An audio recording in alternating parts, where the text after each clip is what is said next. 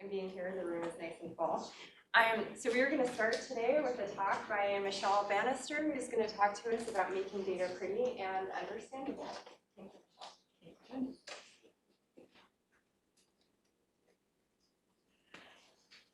So when we do plots of our data, this is kind of the end stage of our scientific process. We put so much effort into our detectors, into reducing the systematics in getting our data out of our detectors, in analyzing our data, in making our pipelines both multi-stage and reproducible and fully tested. And the wonderful part is we can glue this all together with Python, which we love because it allows us to do so many parts of this. But Python is also an important part in the last stage of our analysis. And this is one that often gets a little bit less time than some of the others. But the human mind and eyes are a perceptual tool, and how we choose to present our data, how we choose to present our science so that the rest of our audience can understand it, is as key as any of these previous steps. I'm going to take you through pretty much three little parts of this that I think that I can cover in about 15 minutes, because there's a huge amount of work that's been done in this area and a huge amount of further reading you can do. And I want to encourage people to go and explore in these areas if they see something that they find interesting. First one I'm going to look at is color palettes. When you have your data, what kind of data do you have? And how does assigning color to that data allow you to perceive more things about what's going on in it, its systematics, and the kind of science that it's showing you? Then I want to spend a little time on chart junk, which is a term coined by Tufte of just the excess stuff that turns up on your plots that gets in between you and understanding what the plot is trying to show you. And I'll talk you through along the way of some packages that can make life a little easier in Python for working with this. So, color palettes. The first thing you have when you think about your data is assigning color to it allows you to add an extra dimension to your data. You don't want to obscure your data by assigning it color. You want to be able to actually give people as much of the data as possible. So you first have to think about what sort of data do you have? Do you have a data that's best represented by it's continuously varying, maybe something like temperature? Then you probably have data that's of the sequential type. If you have data that has an intrinsic transition somewhere within its values, so that you have a kind of level within it that you need to pull out that's important, maybe an inflection point of transition in the regime, then you probably have something you'd better map with a diverging color. And maybe the last sort is when you have data where you need to plot multiple things, but they're unrelated to each other by any given function. And then you have a qualitative sort of data. And so the sequential one, you generally have a single hue and you vary it in intensity. Now, I'm going to throw around a couple of words here about color. Color, in terms of color theory, is a bit of a pain for astronomers because there are all these words. They have kind of regular meanings, then they have specialist meanings to us, and then there's color theory, which kind of overloads these terms again. So if I use a word and it sounds out of context from the situation you're normally used to hearing it in, that's probably because color theory has overloaded it a bit, and I'm happy to go back through them. Hue, in this case, is kind of the name you assign to a color. So blue is a clearly different hue from red. I like to think of it a bit as passband. Intensity, on the other hand, is more how much white you're assigning into a color. So you would say pink is a less intense version of red. So then there's also brightness. It gets a little tricky. The trick is perception is kind of a three-axis set of these. And if you want to look more at how color can be assigned to different sorts of data and what choosing a sequential, a diverging, a qualitative palette can mean, Cynthia Brewer put together a very good resource called Color Brewer, from her surname. And that allows you to try assigning these kinds of palettes and see how they mean. And it also has a very useful assigning to grayscale, so you can see if you print it in black and white, how your color palette is affected. And also it has a very useful thing that we don't take into account nearly often enough, which is different members of our audience have different color perception spaces. Any given audience, about 10% of them are going to have a color perception that's different from 90% of that audience. So vischeck.com, I find a really nice one for uploading your plot and seeing if someone has red-green color blindness or one of the other types of color modified vision, how your plot would appear to that audience and how you can tune your color palette to make sure that your science is being well conveyed to your whole audience. Now, these nice little plots here are the kinds of things that are really nice and easy just to glance down and say, okay, is this one good for a wide audience? Is this one good for printing in black and white? And palatable, which is, there's a nice web page here on the github.io/palatable site, which allows you to look at all of these. And the thing I like about palatable is it incorporates the whole color brewer set of palettes, but it also has them formatted in a way that you can just load them straight into Matplotlib. So you can have your color brewer qualitative palette set, say, and maybe you want the dark number 2, and this has 7 units to it. So, you can just go through and pick that kind of thing for exactly what your data selection is. Now, this one, so there's a dark 2.7, there's a dark 2.5, you get the idea. This is, I think that's actually the nicest tool that I have in terms of picking palettes and being able to assign them into Matplotlib. And you can use this, of course, if Matplotlib isn't your base go-to. The thing about color palettes that I also want to emphasize is you want to work with the color response of the human eye. And I touched on this a little bit in the sense of there's hue, there's the saturation of the color, the intensity of it. You have how bright a color is, how light or dark it appears to you, the luminance of it. The color response of eyes is not a linear thing. You want to work with it. And this little research article here, posted on IBM, actually goes through this with these particular plots in a really nice way for outlining some of this. It's a good place to start. This is the same data set, but given 2 different color maps. So the one here, you have a rainbow color map. The one here, you have a color map where the transition across the continuous variable, which in this case is topography, you can see the bathymetric shape around Florida here. This kind of transition in the color map, putting that, using a color map that has a transition in it with a continuous variable so that you can see what's going on a little more, allows you to pull out things about this that are often of particular interest to the audience, in this case, sea level. This is, when you're dealing with topography, sea level is an important kind of variable you should take into account. So the problem with this map, you can't distinguish that at all. And because the perception of where the colors is not uniformly distributed across the gradient, you can kind of go, there's a blob up there, there's some detail in here, there's a nice transition here, but all of the detail that you get on this side, which tells you what's going on the landmass versus it gets very deep in the sea, is just entirely lost. And that's purely through what color map you're using.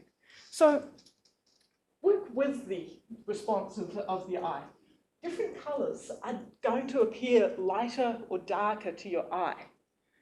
And this is really fun. This is how our detectors and our minds behind them are working to perceive the world. And we're perceiving different colors depending on how our cones interact, such that it's quite different from the intrinsic, how do our senses see the world? Well, our eyes and our minds are sensing the world just the same. So we have to take that into account when we're trying to put together a plot that lets us analyze what the data is showing us.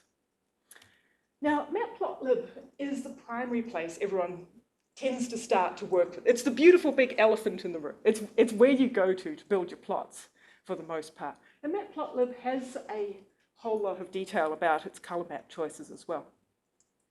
But in a more general sense, Matplotlib has defaults, and it's trying to give you something that is all things to all people. So don't be afraid to play with the defaults. Just because they're set that way, you should experiment. You should play with your Matplotlib settings and see if you can get a plot that's better for what you need. In Matplotlib itself, the defaults have been changed over time. So initially there was a color map which had this non-uniform perception for continuous variables. And Astrofog did a nice example of an astronomical one here.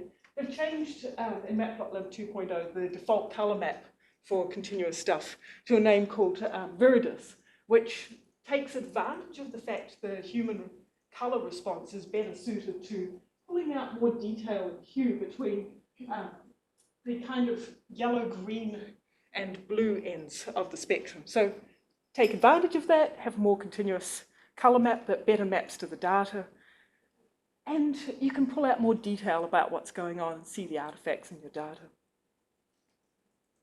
I'm going to change a little bit here and just spend a few minutes on what's known as chart junk. And Tuft coined this as routinely added graphical paraphernalia. This is kind of what I want to get into with defaults in your Python plotting packages. It's detail that impedes understanding. Now, you can have your perfectly nice, okay, here's some sine curves. Here's some colors assigned to them. I would say I wouldn't choose these colors because the first thing I look at them and see is there's one of these that's red and one of them that's green. And that would immediately make, okay, some of my audience can't perceive the difference between those two lines if it becomes important to figure out, for the overall understanding of what's going on here. That's something that's nice and easy to fix. Just pick a different color map. But the other thing I'd say is, what are you trying to get across? Okay, there's a function that's smoothly varying in a space, and you're looking at a bounded region of it. Well, there's a grid here. There's an implicit grid in the background of this data. And it's being conveyed here by small, hard to read numbers that go across with tick marks and with an outside bounding box that implies that this is a window on the world. But that heavy line is not necessarily really useful to trying to just get across that there is a smoothly varying function going on here. So you can instead push the grid into the background, cut off the, get rid of the ticks altogether, and get rid of that heavy bounding line, and make it, all of these features about what you're trying to say about the space you're describing implicit in the background of the grid. And this is, so this is off the Seaborn package, which I have some other links to later. The grid has become background, and the grid is built into the background as well. And the tick marks have vanished altogether. Fewer pixels assigned to trying to convey stuff that's not integral to the message you're trying to get across. Now, I think as coders and as scientists, we have a tendency to try and make things look. There's a concept in coding of kind of effortless elegance, where you're trying to say your end product is perfect, it was arrived at without effort, and it stands alone by itself as a kind of brilliant monument to the fact that this was made with not really much work. No, it was done. But I think it's more useful to talk through how we actually get to this point. So I'm going to show you some plots that I don't think, that I wouldn't publish and that aren't perfect. So this is one that's trying to show you some orbital parameter space. So this is the shape of an orbit. So semi-major axis going out across this way, eccentricity of distortion of the orbit up this way, and tilt or inclination of the orbit relative to the plane of the solar system up this way. And I have some points on here. These are things we've discovered. Fun. How are they clustering in an orbital parameter space is what I'm trying to get across. Is there structure and dependency here? Well, okay, there's no, I can assign a color palette to them because I know that they have some property which is not related intrinsically to each other. I can assign a color palette where the colors are not related, and I can see that there's some structure here, some structure here. These ones aren't related to what's going on down here. I can make that transparent. But overall, this plot it's a very big picture look. So if I go in, on the other hand, now there's a lot more stuff going on. The trans-Neptunian region ends up with a lot more detail, and one of the things I'm pulling out here is I'm introducing a new parameter in order to try and display the structure, and that's transparency. Transparency is your friend when you're trying to deal with these kinds of clustering dense data sets. And Matplotlib allows you to set the alpha of your points. Use this. It's really nice and friendly. But this is still something I wouldn't consider, really useful for figuring out what's going on, partly because the points are too big. So, okay, let's shrink the size of the points, keep the error bars, add some other data where I don't have error bars for it, see if I can figure out, say, what's going on in this big clustered set down in here, or whether there's a wiggle in here, what's going on there. It sort of tells me there's a lot of things going on here, and there's a lot of science you can pull out of this. But in some ways, it doesn't tell me anything about, because I've lost that color mapping that I had initially, it doesn't tell me what's going on with the orbital classes anymore. So if we put that information back in, drop the error bars because they're not telling me a whole lot in this case, you can end up seeing that this population, you have another little resonant orbital class through here, but these ones form a separate grouping.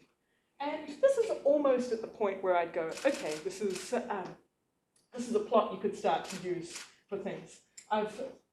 There's no axis on the sides here. I've made the grid intrinsic to the background, but I could still minimize the amount of chart junk on this side. I could pull some of the numbers out here and figure out a way to minimize the amount of visual clutter from just trying to get across the fact that there's different populations here and they have internal structure. So I said I'd tell you a little bit about some plots as well.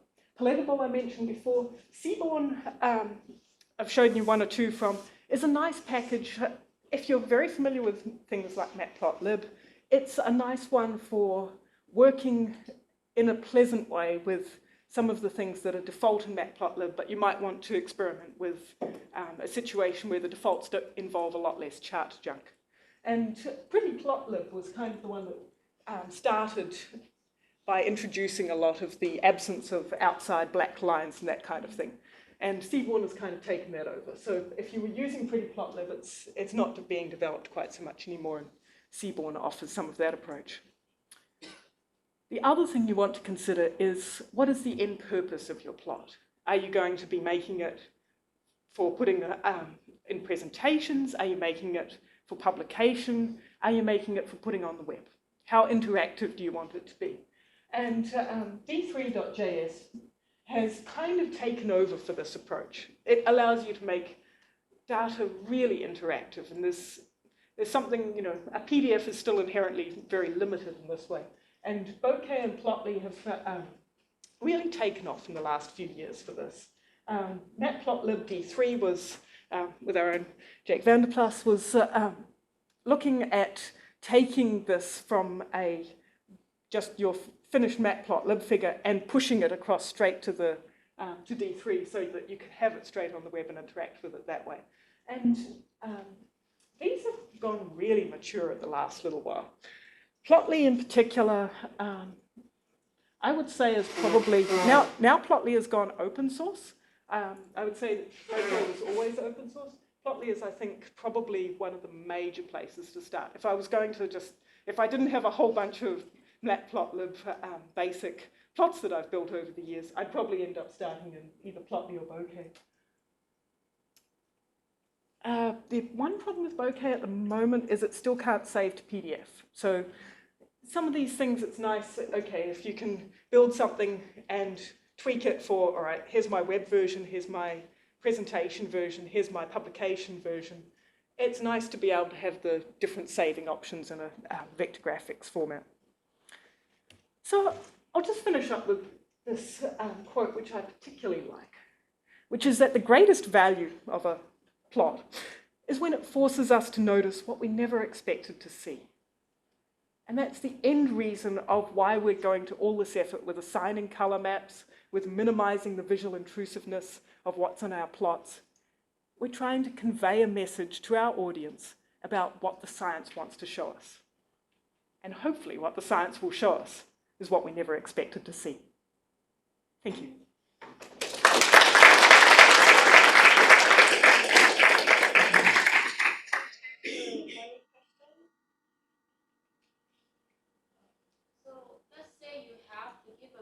Presentation and handouts at the same time, Mm-hmm. do you find that you need to use different color maps for between the presentation and the handout? Potentially. It's going to depend if you have a color printer available. You're also going to format the plots differently. So there are a number of approaches to how you can do this, but ideally you have one core plotting code, and then you have a bunch of switches that you can toggle to say, this is the ones that I'm generating for the presentation, this is the ones I'm generating for the handout. And you build your code accordingly. Mm. All right, let's thank Michelle again. So the next speaker is going to be Cameron Connells, who's going to tell us about Chitin and Misty, a universal pipeline for generating and sharing synthetic spectra. Thanks, John.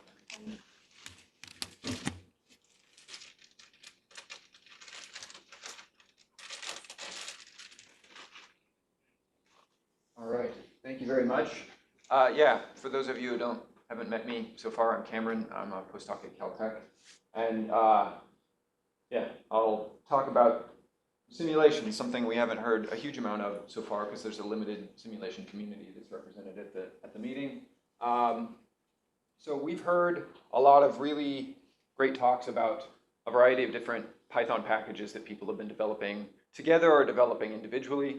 But for a second, I want to take a step back from that and talk about how we envision things being best for the community and what we can do as a whole to make the community better. I think a lot of what's been done by people involved in this community so far is great. The AstroPy stuff is great.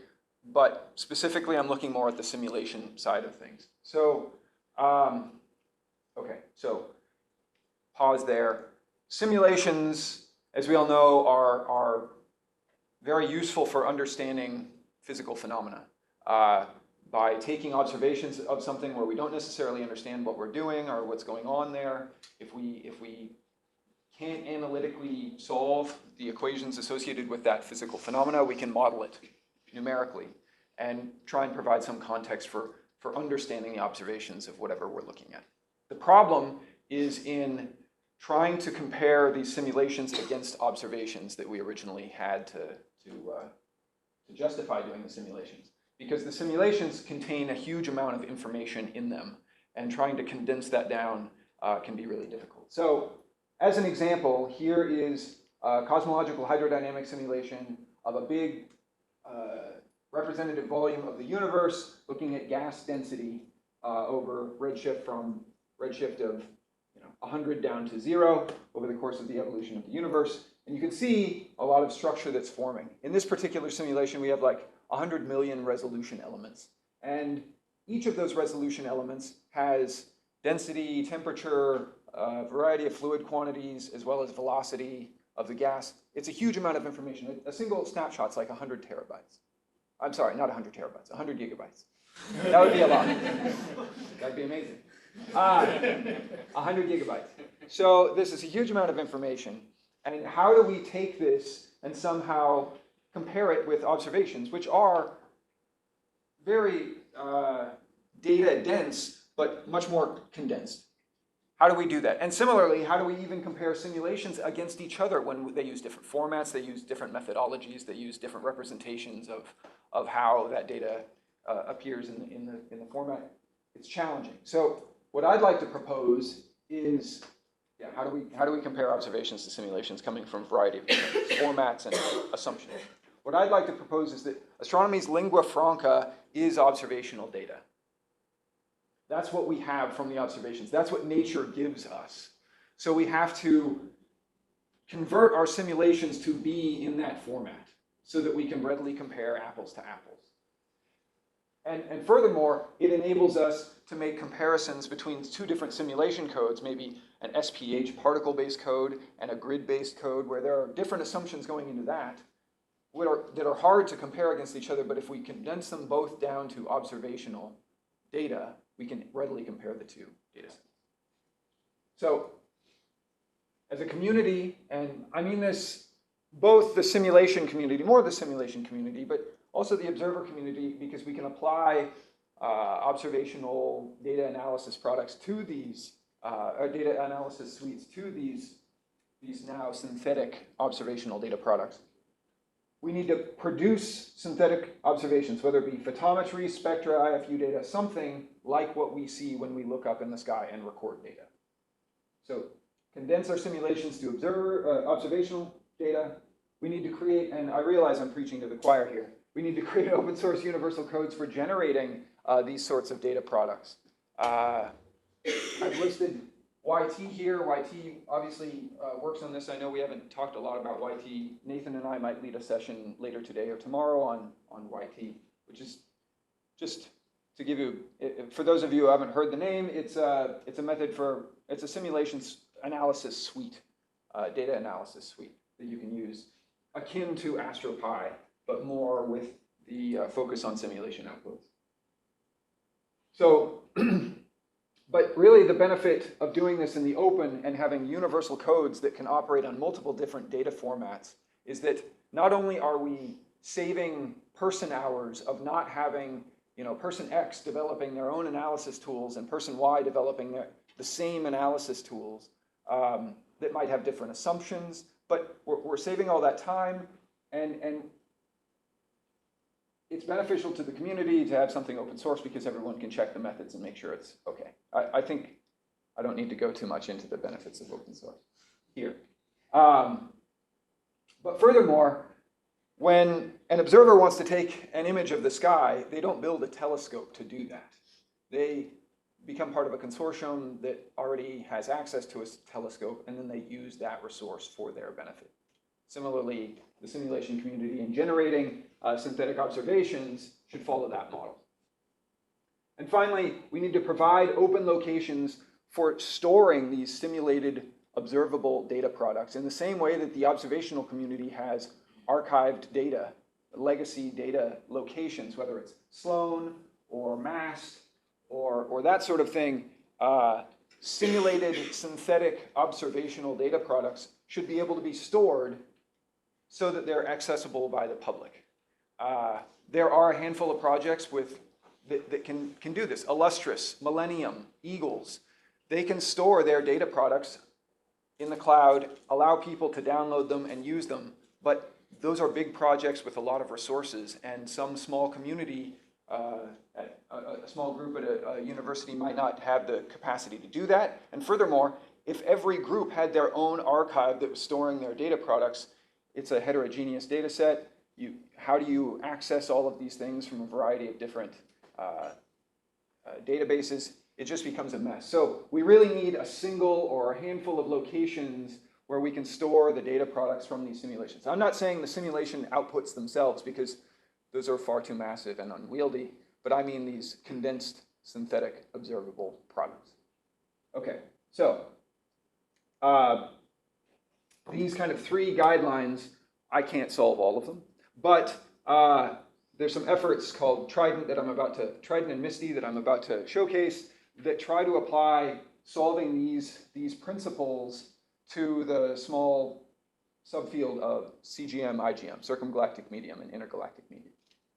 Okay, so just as a brief sidestep, the CGM is called the circumgalactic medium, the IGM is the intergalactic medium, and as their name suggests, it's the medium, the gas that surrounds a galaxy and the gas that's in between galaxies, that's feeding galaxies. Similar to the movie that I showcased before, it's these filamentary structures and the structures in between that are the IGM, and then where the filaments intersect is generally where you find structures like galaxies and the circumgalactic medium that goes around them. Now, it would be nice if we could observe these things directly. But the problem is that this gas is very, very low density, and it's so low density that it's very difficult to detect an emission. So you can't just take a picture of the circumgalactic medium or the intergalactic medium.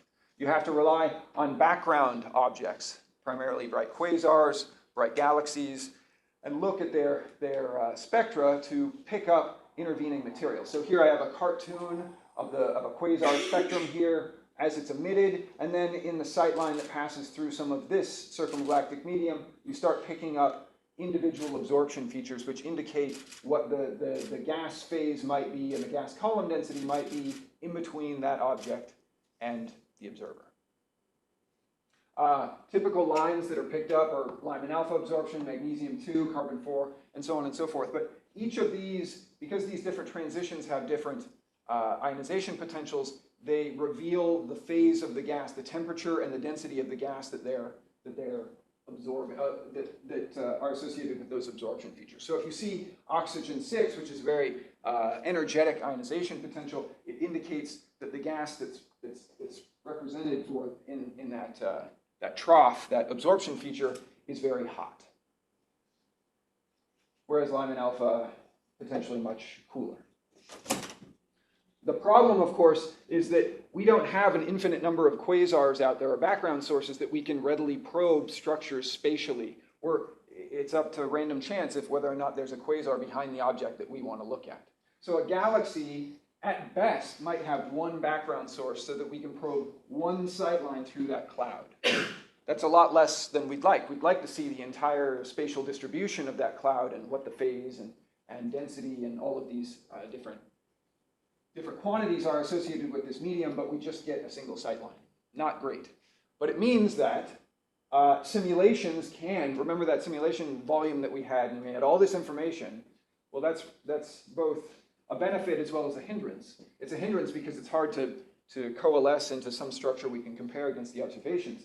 But it's a benefit because we have all that information, so we can prepare as many sightlines as we want from the IGM or any kind of circumgalactic medium structure. We can send these sightlines through and generate these synthetic spectra so that we can better understand the spectra that we do have from telescope data. And so, yeah, we forward model the synthetic observations as opposed to taking the observations and trying to back model what configuration of gas produced those observations. So I'd like to now get to the stage where I present my Python project. This code called Trident. It's a universal method for generating synthetic spectra from simulation outputs. This is an example of one of the outputs taken from the Agora simulation suite of a damp Lyman alpha absorber and several different metal lines associated with it. I'd like to highlight my collaborators on this, Britton Smith at Edinburgh and Devin Sylvia at Michigan State, who were the name Trident just came up because there were 3 of us. We're pretty unimaginative. So we have a paper coming out soon, and basic methodology behind this is you take your simulation volume here. I've represented it as a grid of gas cells, but this works equally well if you use an SPH method like Gadget, where you're representing the gas as individual parcels.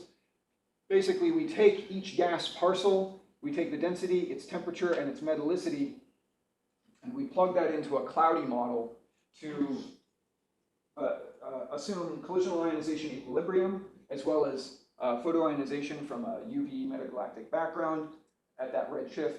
And then that gives us what the ionization state for each of the individual ions are in that simulation. So this might have so much H1, and it might have so much O6, and it might have so much neon 8, or so on and so forth. Then once we do that, we can do a variety of things. One, we can make visual representations of what it would look like spatially. So the gas density of a galaxy, what it would look like in H1 or O6 or carbon 4. But furthermore, we can run sightlines through this data, and every time we intersect a certain column of gas in a particular ionization state, we can apply a Voigt profile to our absorption line spectra, and then redshift that according to the line of sight, which dictates the cosmological redshift, as well as the peculiar velocity that dictates the Doppler redshift. So let's just see, well, I'll show you in a moment an example of this, but it supports basically any arbitrary metal ion species from hydrogen to zinc. It supports any line lists that you want to give it to it, but it has a variety of defaults. You can apply line spread functions and spectral resolutions of common observational tools like COS or high-res or Sloan spectrograph, that sort of thing. And because it's built on top of YT, it basically will work on any simulation outputs from any of the major astrophysical codes used today, whether it's Gadget or ENSO or Ramses. It should work with everything so that we can compare different outputs against each other. So here's an example of it working. This is a slice, a two-dimensional slice of a galaxy simulation. This is an edge-on galaxy in the middle. Doesn't really look like a galaxy, but that's because, again, this is a slice, not a projection where you can see all the structure of the galaxy. What's that? Yes, well, I hadn't seen the talk from today, so how could I do this at the last minute?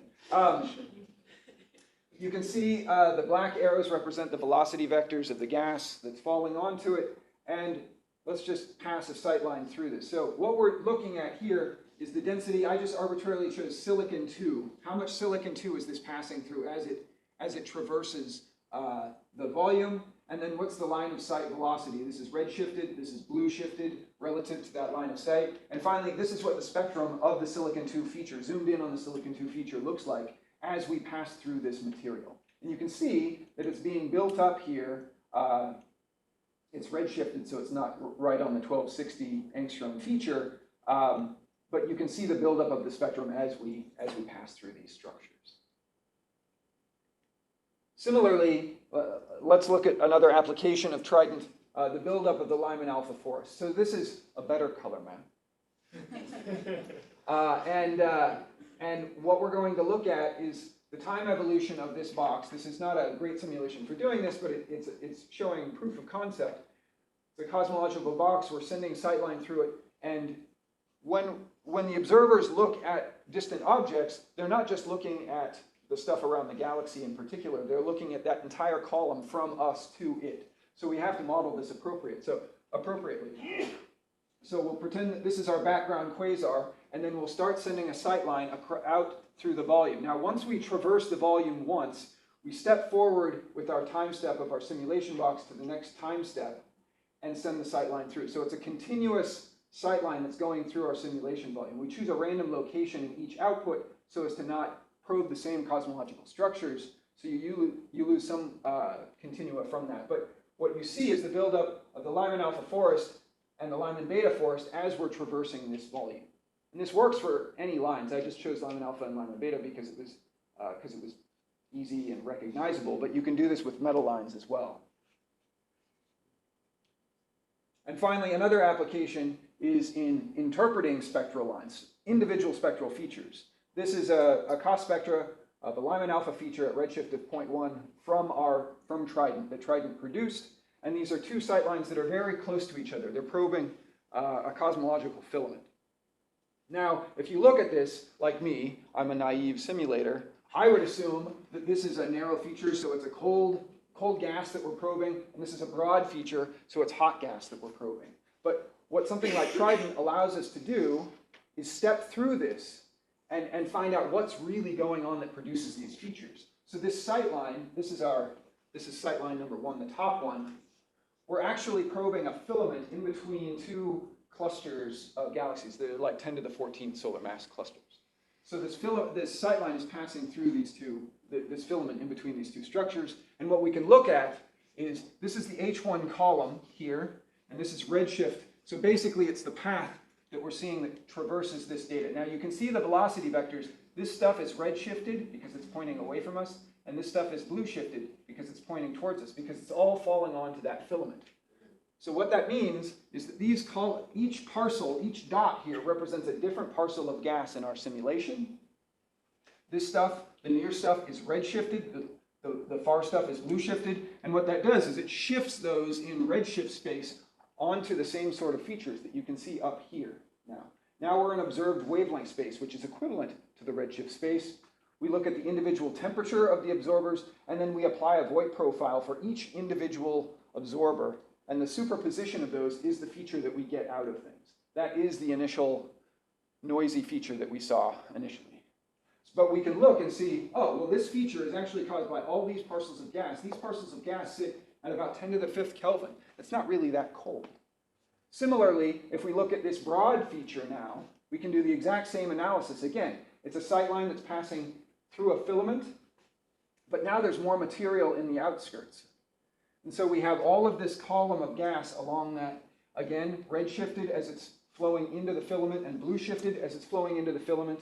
And that effect concentrates all of those absorbers in the observed wavelength space, which we see up here. And now we see that that broad feature is actually the superposition of lots of cold gas. This is 10 to the 4th Kelvin gas.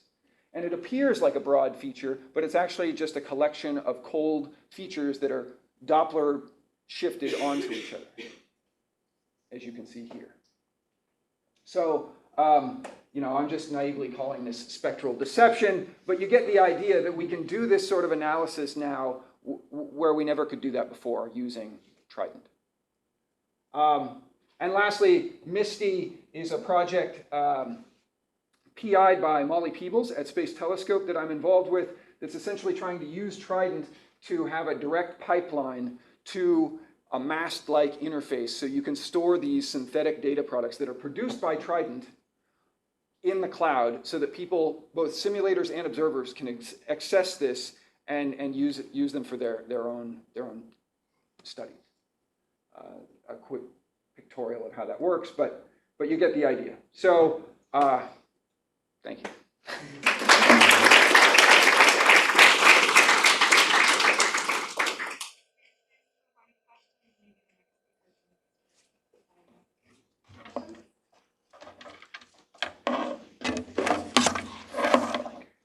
Nice. Okay, I have a question. Yes. So in terms of scaling upward, what is your vision for how this might scale in the future to broader astrophysical problems? That's a good question. So, at least on the archival side, so MISTY, this effort to store the data at mast for synthetic data products, that can easily be applied to larger fields than just the absorption line, IGM and CGM fields, because it's setting up an interface that people, and a storage space that people can use. In terms of other simulated observable data product codes, I think YT provides a good basis because it can read in simulation outputs from a variety of different codes, and it just requires different ways of converting those simulation data into observables, whether it be radiative transfer to get full photometry images.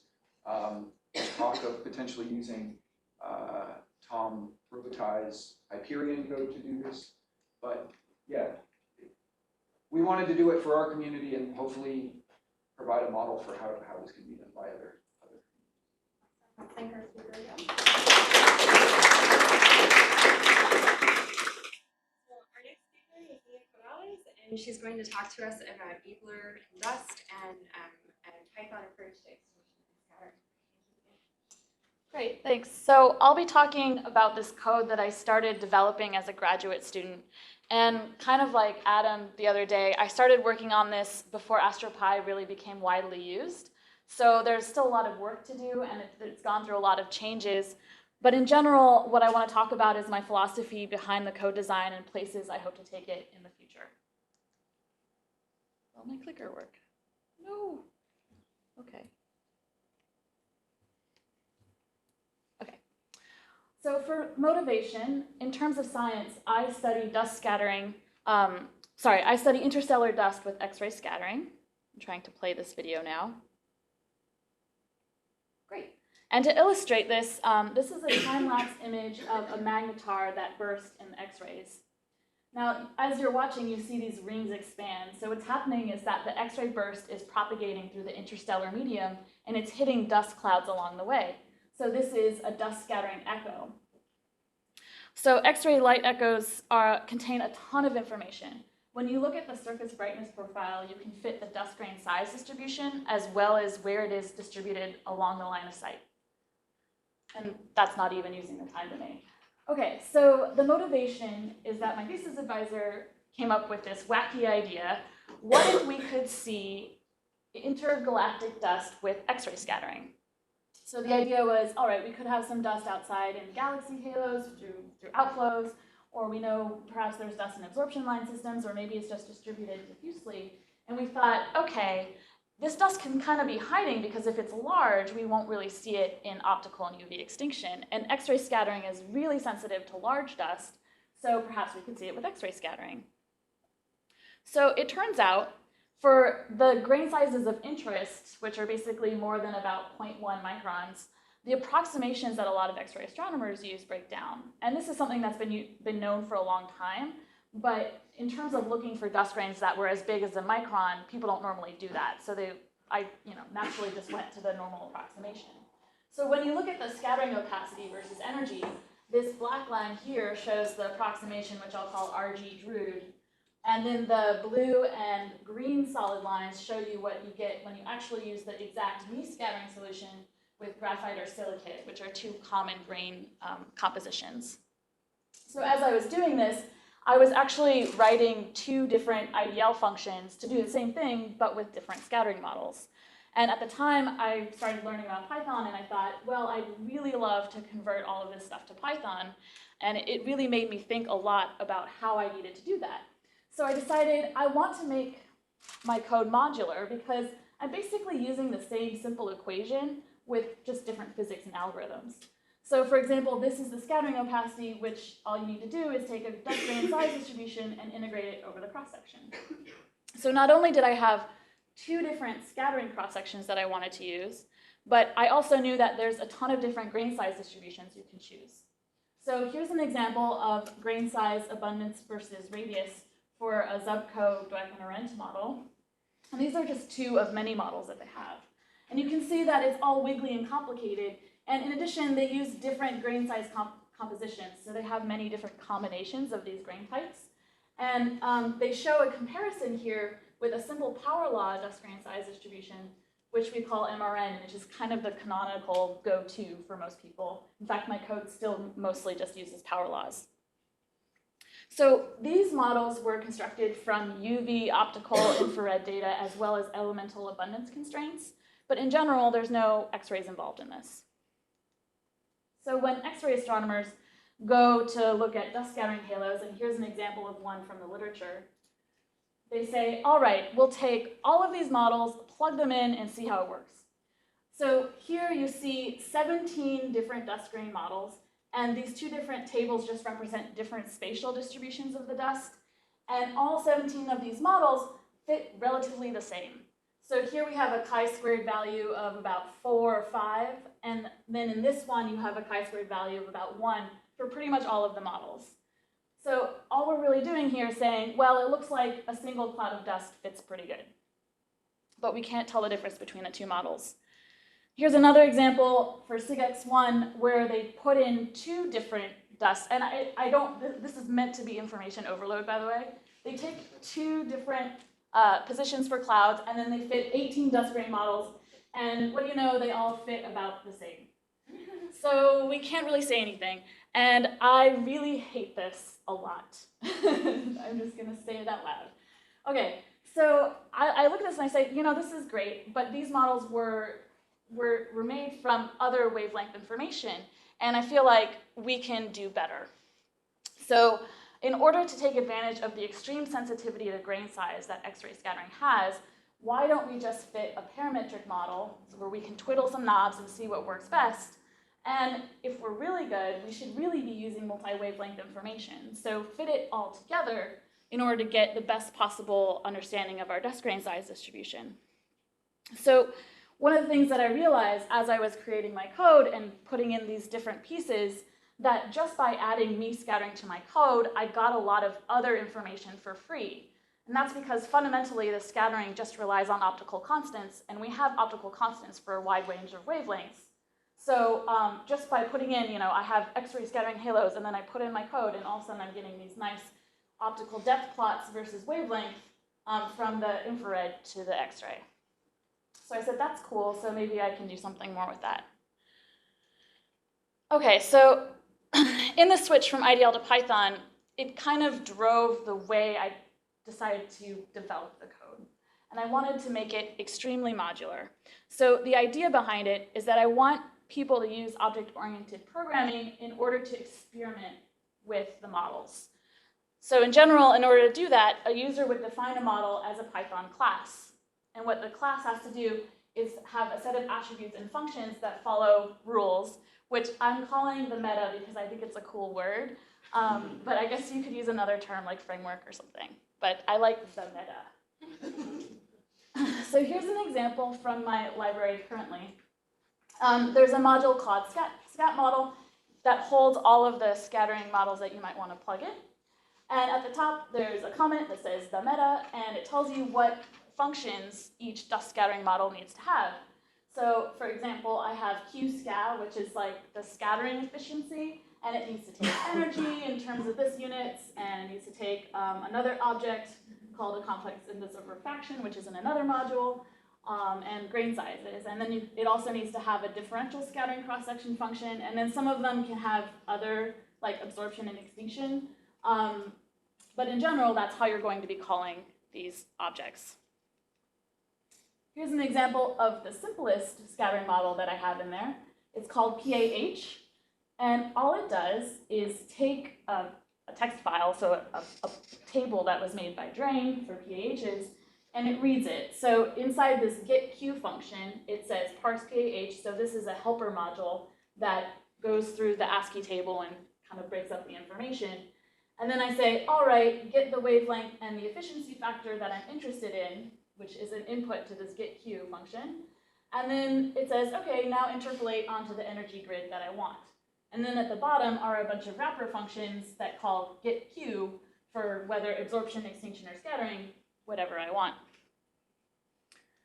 Here's a very quick example of how you might use it. So here I make a grid of wavelength. Then I call the PAH model. I want neutral PAHs, i.e. they're not ionized. And then I have a little calculate albedo function where you take the PAH model, you get the scattering efficiency and the extinction efficiency, and you divide the two. Then I'm going to call that twice and make a big plot. Turns out PAHs don't scatter a lot, they just absorb. So in general, the idea is that then other modules that I use, so let's say I wanted to integrate up a whole bunch of different PAH sizes, I will send that to a different module that then calls qscat or qx a bunch of times, which is not the most efficient, but I'll work on it. But it calls that and then integrates it up. So I just want to go over my development plan that I hope to take this in the future. First of all, I really need to speed up my me calculation. So I've been talking to a few people about ways to do this. We were considering parallelization. That would help a little bit. But in general, the me calculation relies on a lot of for loops. And even if you're going, well, I mean, it's already been implemented in C and Fortran. But it can be implemented better with caching. Because basically, even for the C and Fortran codes, every time you call it, it does a bunch of for loops. And it's just not necessary.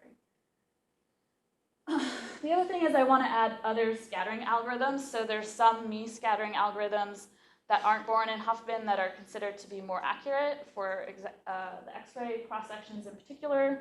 But in addition, there's just new models coming out. For example, Drain just released an anomalous diffraction model, so I'm hoping to implement that in this as well.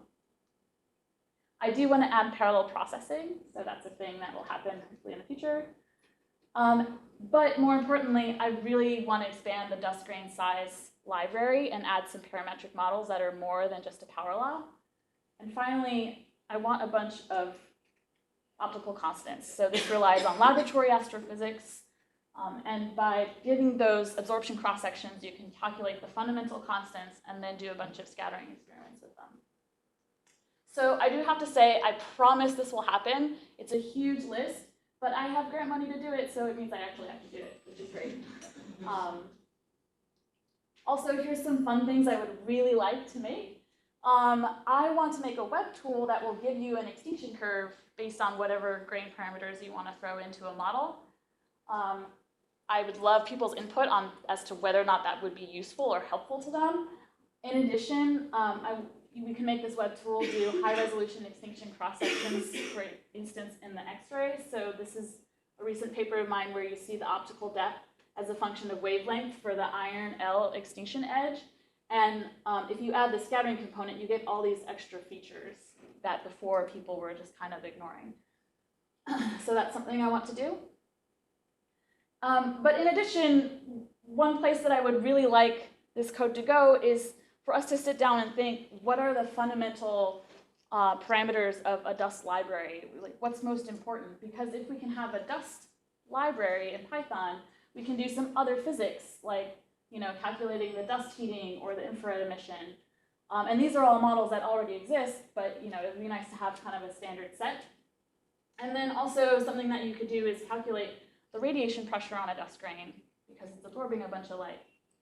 And that could be interesting for looking at outflows or how dust grains interact in star-forming regions and stuff like that. So one thing I could also envision with scattering codes is to expand them to other astrophysics applications. So for instance, when you look at an AGN or galaxy, host galaxy SED, you know that at the UV end of the spectrum, the intensity goes down because depending on your dust grain population or how obscured it is, it's going to absorb a lot of that UV light and then transfer that energy into the infrared. And I've had people ask me, what if my dust grains are large and gray? What is that going to do to my SED? And I said, well, I don't know because I don't really study that, but this could be something of interest to those people. Also, there's a ton of dust in planetary disks, brown dwarfs, and planet atmospheres, and scattering and absorption can be really important in those particular instances. So these are applications I'd like to see expanded. So I'm in the process of a major overhaul. I call it Ebler dust because I was very uncreative in my initial naming of the dust codes. But I thought Ebler, that kind of sounds good together, so there you go. So please fork me on GitHub. I really welcome collaboration and talking about where we want dust libraries to go. And that's it. I'll take questions.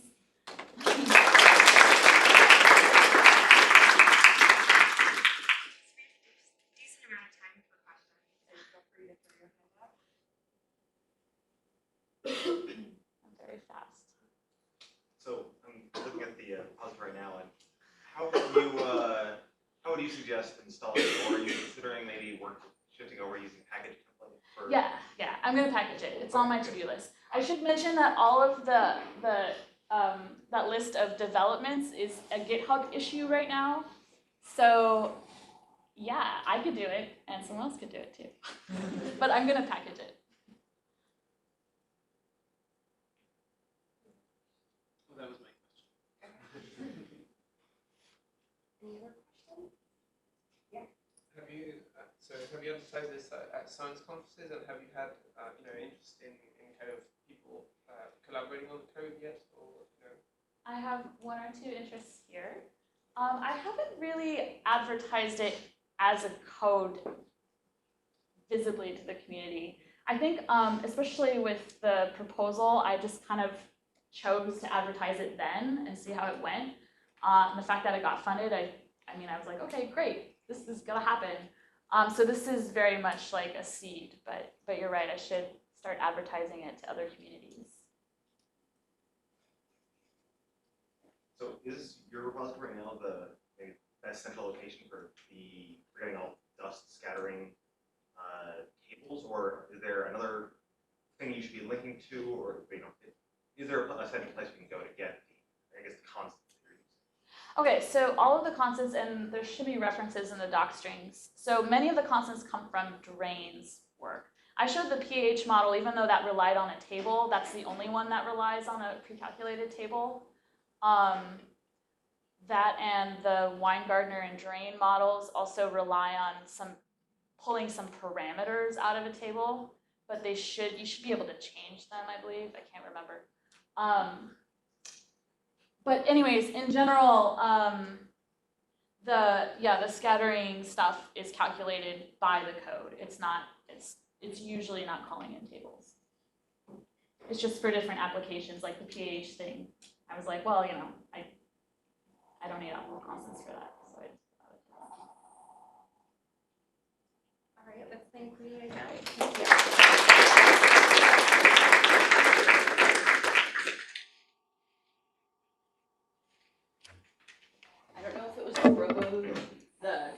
code or a person who put together the talk order, but good job on putting the three current or former Columbia grad students in a row in order of graduation year. Our next speaker is Columbia graduate student Stephanie Douglas, who is going to tell us about an inquiry-based programming lesson.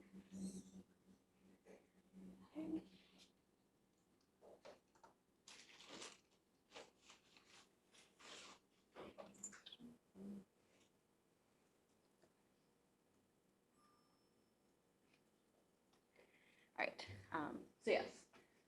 So I'm Stephanie Douglas, on Twitter at Stephanie Douglas, and I'm going to talk about a programming lesson that I designed and taught with Emily Rice of CUNY and the American Museum of Natural History, and with Andrea Derdzinski, another Columbia graduate student. And we developed this lesson as part of the Institute for Scientist and Engineer Educators Professional Development Program, which there's a link in the Google Doc, and it's a great program that talks about designing these inquiry-based lessons. And I was supported by their NSF grant. So my first question, and thank you, Matt, for volunteering to be scribe, is a question for you all. So that's my question is, what makes good code? What are good programming practices? Good morning. Yeah. Documentation. Documentation. Okay. Write your tests first. Testing first. That's a good one. Comments. I mean, it goes with documentation, but comments. Yeah. So comments and documentation.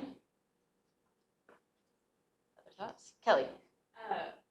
Code, like decipherable code, like even though something could be written in one line, you don't necessarily do it because it would be indecipherable. Okay. Readable code. Good variable names. Good variable names. Read the maintainable code guide and then follow it.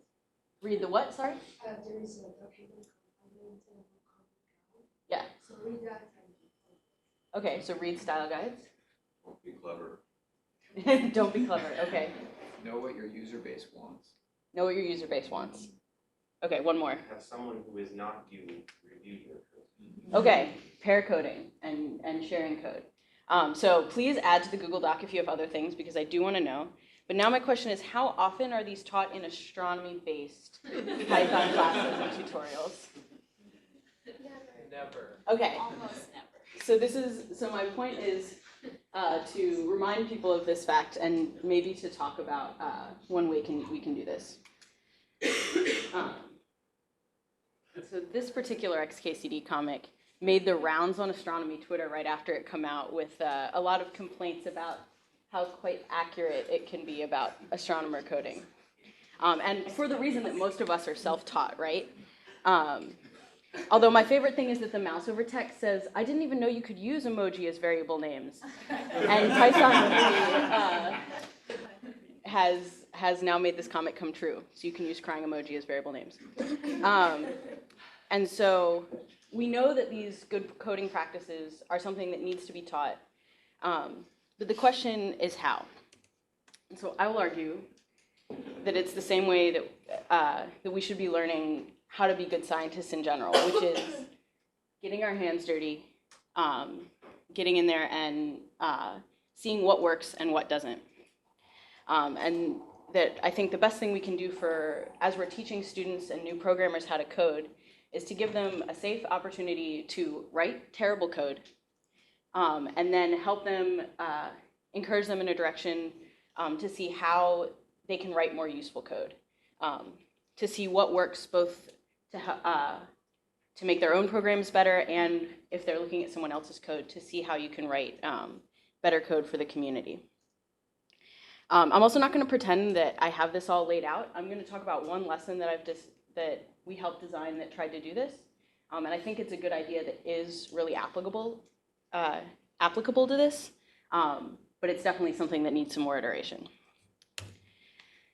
And so the fundamental concept behind the lesson that we designed is something called inquiry. This is one of the core philosophies of this professional development program that we did. And sort of three of the core concepts of inquiry are ownership. This is the biggest one. You design an investigative lesson where the learners are driving their own investigation. So you give them a problem, and there are many ways to go about solving it. and they get to choose what they're doing and sort of discover the idea as they go through, so that they can really feel like they've discovered it and claim it. That it's also authentic, that it reflects challenges that are faced by real scientists, and so merging science concepts and practices, which I'll get to in a second. And also, one of the important things is that giving students the opportunity to reason through their choices and present the evidence that supports their conclusions. And so, coming back to this idea of authenticity and linking science content with practice, the lesson that we designed was framed around a content goal that was more statistics than physics in the end, error analysis and understanding how uncertainties affect your results. And our practice goal was designing and carrying out an investigation using Python. And so this is where we're headed. And then the next thing that we did is to break these goals down into different aspects. So it's not some broad, did they get this broad nebulous concept, but what does it really look like when students are investigating this idea? And so we chose 3 programming practices to focus on. You could choose an infinite amount, but we had a day and a half. So we brought up defining chunks of code. We tried to avoid jargon, so we didn't use modules or functions or anything, but just pieces of code. Identifying and defining good variables, and planning code. Specifically, we talked about input and output of variables and files. And so, like Leah, this is intended to be a little bit of there's more here than I expect you to read, but it's in the Google Doc. So the first thing we defined is, what does it look like if students don't understand or are not getting this concept? This was something we struggled with a lot, because it's very easy to say, well, if they're not identifying good variables, you're just saying, here's the good thing, and they're not doing it. Instead of saying in a definitive way, what does it look like when students are struggling? In this case, for example, in defining chunks of code, the sort of stereotypical monolithic, just a wall of text where you've copy and pasted things over and over again and changed your numbers, would be an evidence that students are struggling to define chunks of code or reusable functions. And then, of course, we also define what does it look like when they've got it. So we can say, or students can look at this. We didn't actually hand our rubric out, but you could envision it. What does it look like when you're understanding, when you're getting this concept? So in this case, it would be that you have independent code chunks that are reusable and have good documentation. Although that's blending a couple of practices there. And so the lesson that, don't quit. Oh, jeez. Hang on, apologies. So the lesson that we designed, we actually did use real astronomical data sets as our core, but even though we weren't aiming at an astronomical topic, we gave them real data sets and then talked them through sort of the basic physical concepts behind them. Let's go to the PDF.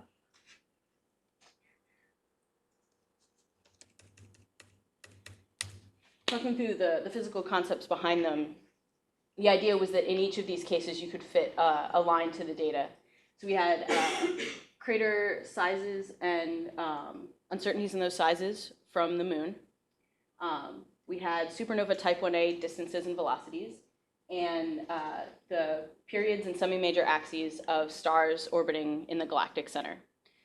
So for the supernovae and the galactic center stars, you can probably envision what straight line we were hoping that they would fit to their data. For crater counts, it turns out that if you look at the crater density as a function of size in a histogram, it actually tells you something about the time that the surface was last had a resurfacing event. So, for example, being covered by lava, as this mare on the moon have been. And so the data set that I was supervising groups with was this cratering data set. I should mention we had astronomy and geology students in this activity. And so it was a bunch of crater sizes, which I had already binned for them and wanted them to fit a line to, but they actually decided that they wanted to play with the data themselves.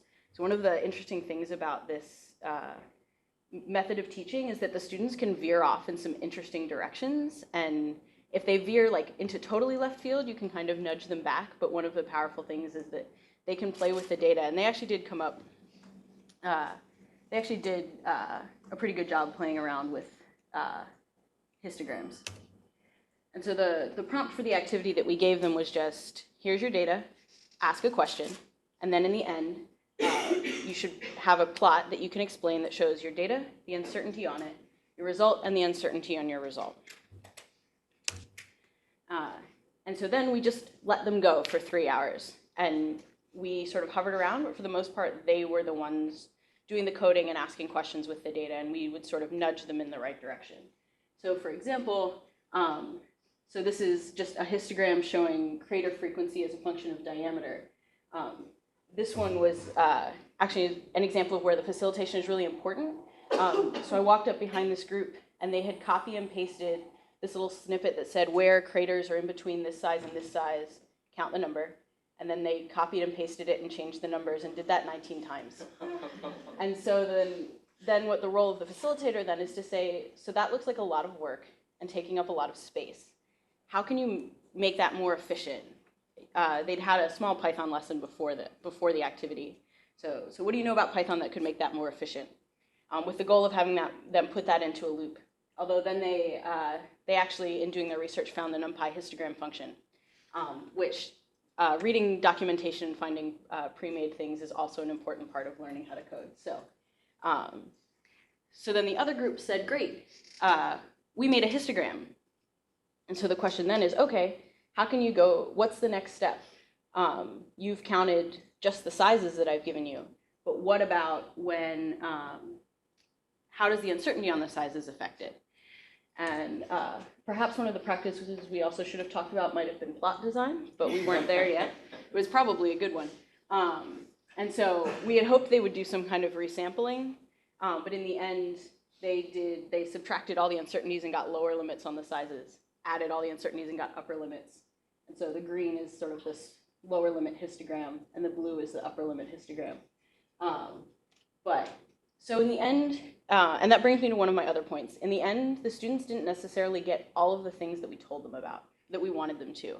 But the point is that they came out of it really excited and confident in the fact that they could program and they could think about uncertainties. And that, I would argue, hang on, we'll do this in a different order. That, I would argue, is almost more important than that they get everything exactly right. If they get most of the way there, you can kind of later on, after the fact, say, okay, here's maybe the rule that we were trying to get you to follow.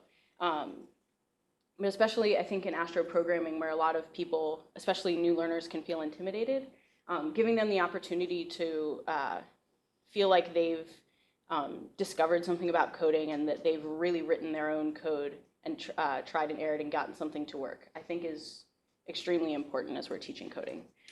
And one other thing I wanted to mention that was the previous slide, we actually, so this was not taught in a class, we were teaching summer research students, and so we actually had no incentive to keep track of their progress, and so we got to the end and sort of had a general sense that they had, the students had sort of progressed forward in all of our coding categories, but we actually had no way of quantifying and showing the differences, which I think we would do differently in the future to show. So for example, I don't have that 19 copy and pasted plan for making a histogram. And like I said, we did this as part of the IC professional development program. And so I talked about the inquiry aspect of this. They also, a lot of the workshop focuses on equity and inclusion and designing assessments. This year's, the 2016 workshop started last week, but their application deadline is in December, and I highly suggest that people sign up for that. It was a really great experience, and I learned a lot. So I think we should be teaching programming practices, and we should be doing it with at least sometimes these inquiry-style lessons that give students the chance to really act like scientists and scientific coders and gain more confidence in their programming skills.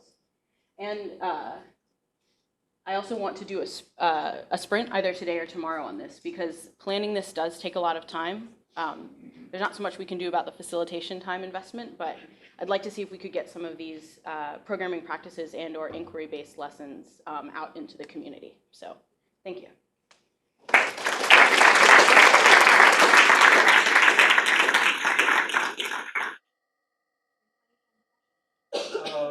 there seems to be some overlap with software carpentry. Can you talk about why you didn't decide to piggyback on that? In our case, it was because we had to design the lesson from scratch. But yeah, that is probably a good place to go to start incorporating designs, yeah. The goal for sort of the larger generating community, like a community repository of lessons, would not necessarily be to create everything from scratch. But in our case, that was part of the program. What's the scale that this sort of works like? How many instructors did you have to how many students? So we had 3 to about 18. So it gets, and I know that they were at the PDP, they were talking about how you can make this scale to bigger groups. But yeah, it is a challenge when you get up to larger groups. You'd have to start making more materials available for students to sort of check their own understanding, rather than being able to look over their shoulder as much. So yeah, it is more suited to sort of smaller groups.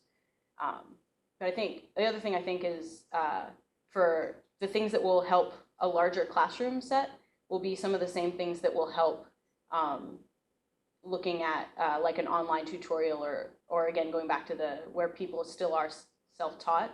I think the same sort of rubrics and material will help in both cases. Do you have a sense for how to get students who are reluctant to get their hands dirty more excited about exploring and doing their own programs? So I think I don't know if this is a cop-out answer or not. I think the best way to do it is to at least once give them, like, build up the kind of environment where they can make the mistakes. So one of the things that we started them off doing to kind of get them in the sense of just throwing things out there is that we had stations for each data set, and we said, we want you to ask a question about uncertainties. This wasn't necessarily programming, but like, just brainstorm as many ideas as you can. Don't worry about whether they're like right or the best idea. There are like activities out there that trying to get students to not try to come up with the best idea first and generate. Is that? Did you have a wide range in like prior knowledge and experience with your students, and how did you handle that? So for the most part, they were mostly beginners. So most of them had like a week-long Python tutorial the week before. So that's one of the reasons we could focus on practices and not just programming.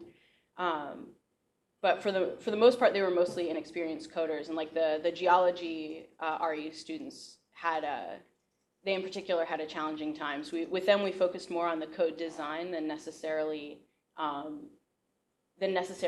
the Python syntax itself. And so it's another thing where you need a small class, being able to sense who's struggling more and who you can challenge a little bit more in terms of coding syntax itself. One more question. I'm curious about how you grouped how to ask this.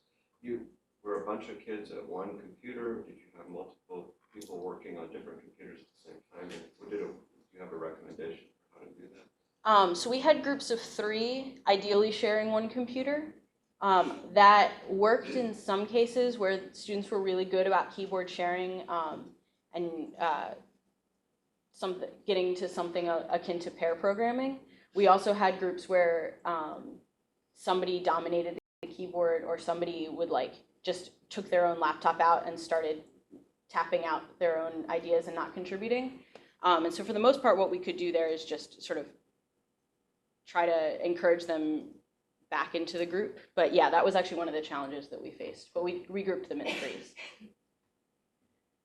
We did have one more question. So I guess the one thing I wanted to say was, and this showed up a couple of times in what the students did, one thing none of us said, which we should say first, is when the first step of good coding practice is to think. Yeah. And so clearly some of the students went and read the documentation and figured out how to do something, as opposed to just blindly throwing some code at it. We did make them plan actually before we let them. Yeah, I should have mentioned that. We gave them big sheets of paper and tried to get them to do some pseudocoding and flowcharting before we got in there. That was why one of the aspects was planning input and output and not just jumping into code. But yeah, you're right, I didn't put that in there. So. All right, let's thank Stephanie again. We now have a coffee break. We will return at 11. Please try to be prompt so we can get to lunch.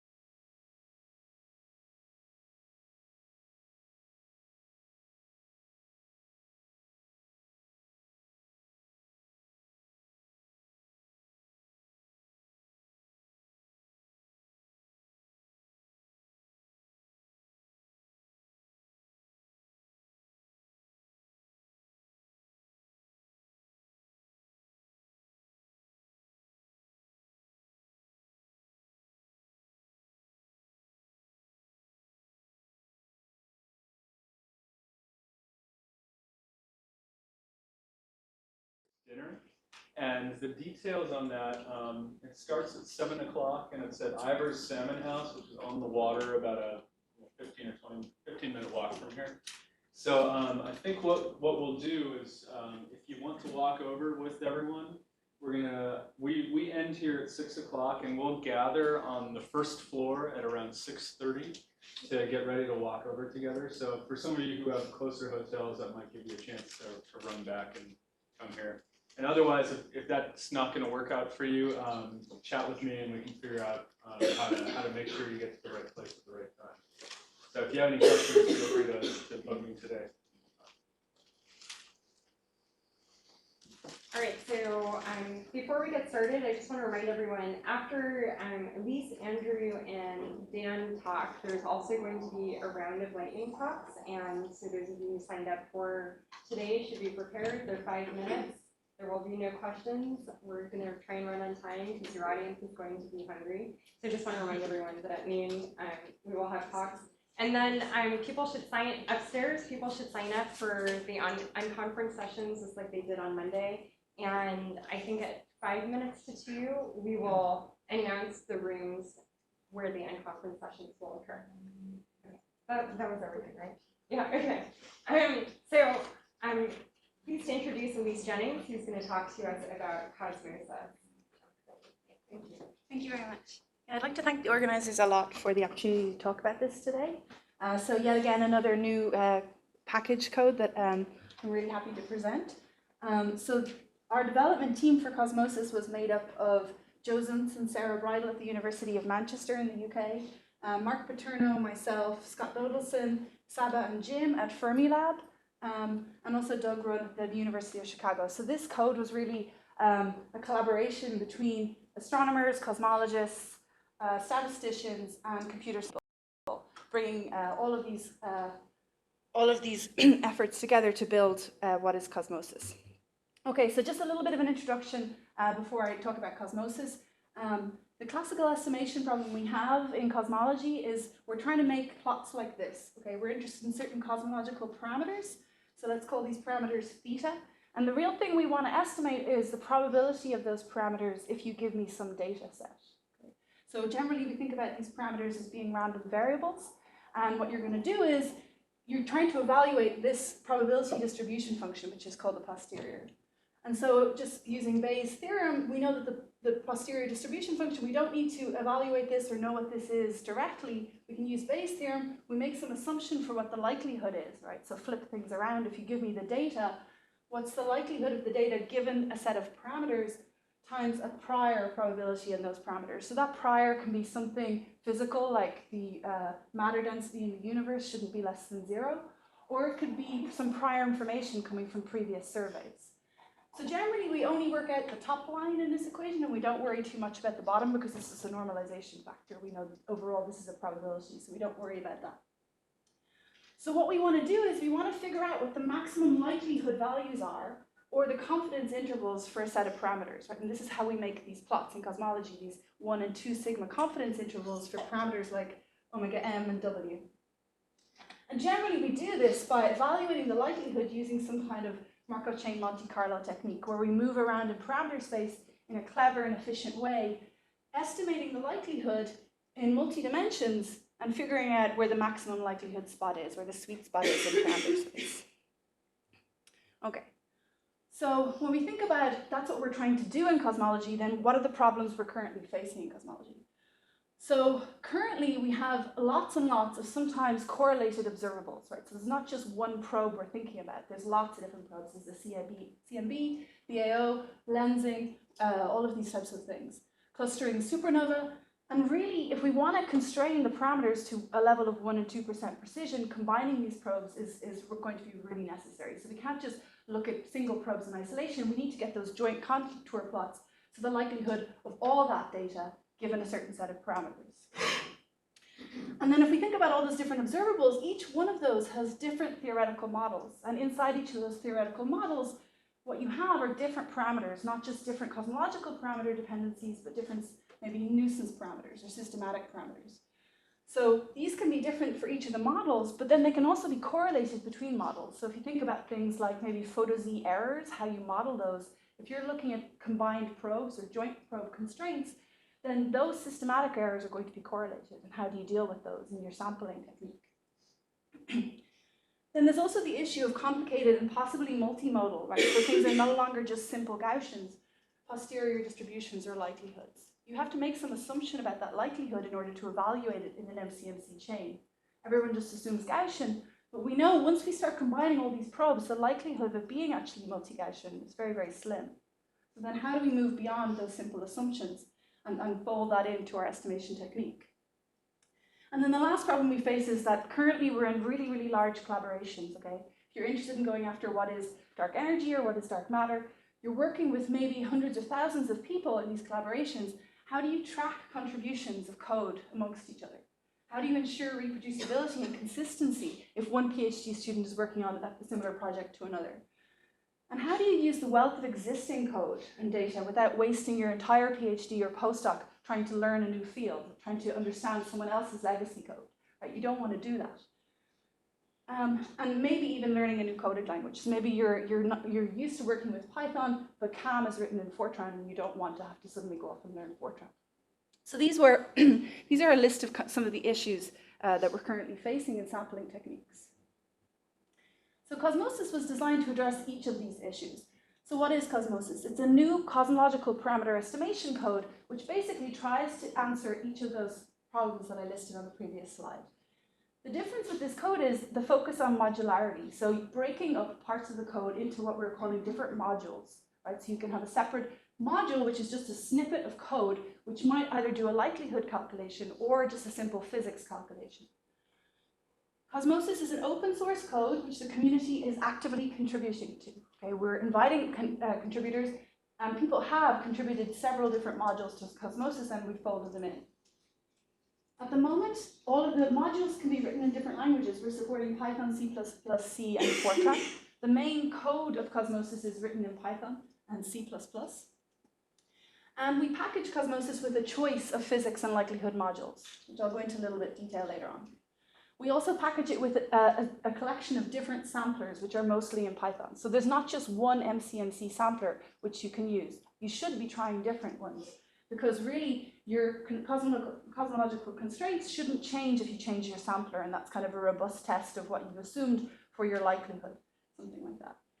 And we also package a nice plotting tools in Cosmosis for some nice post-processing effects, and those are all written in Python as well.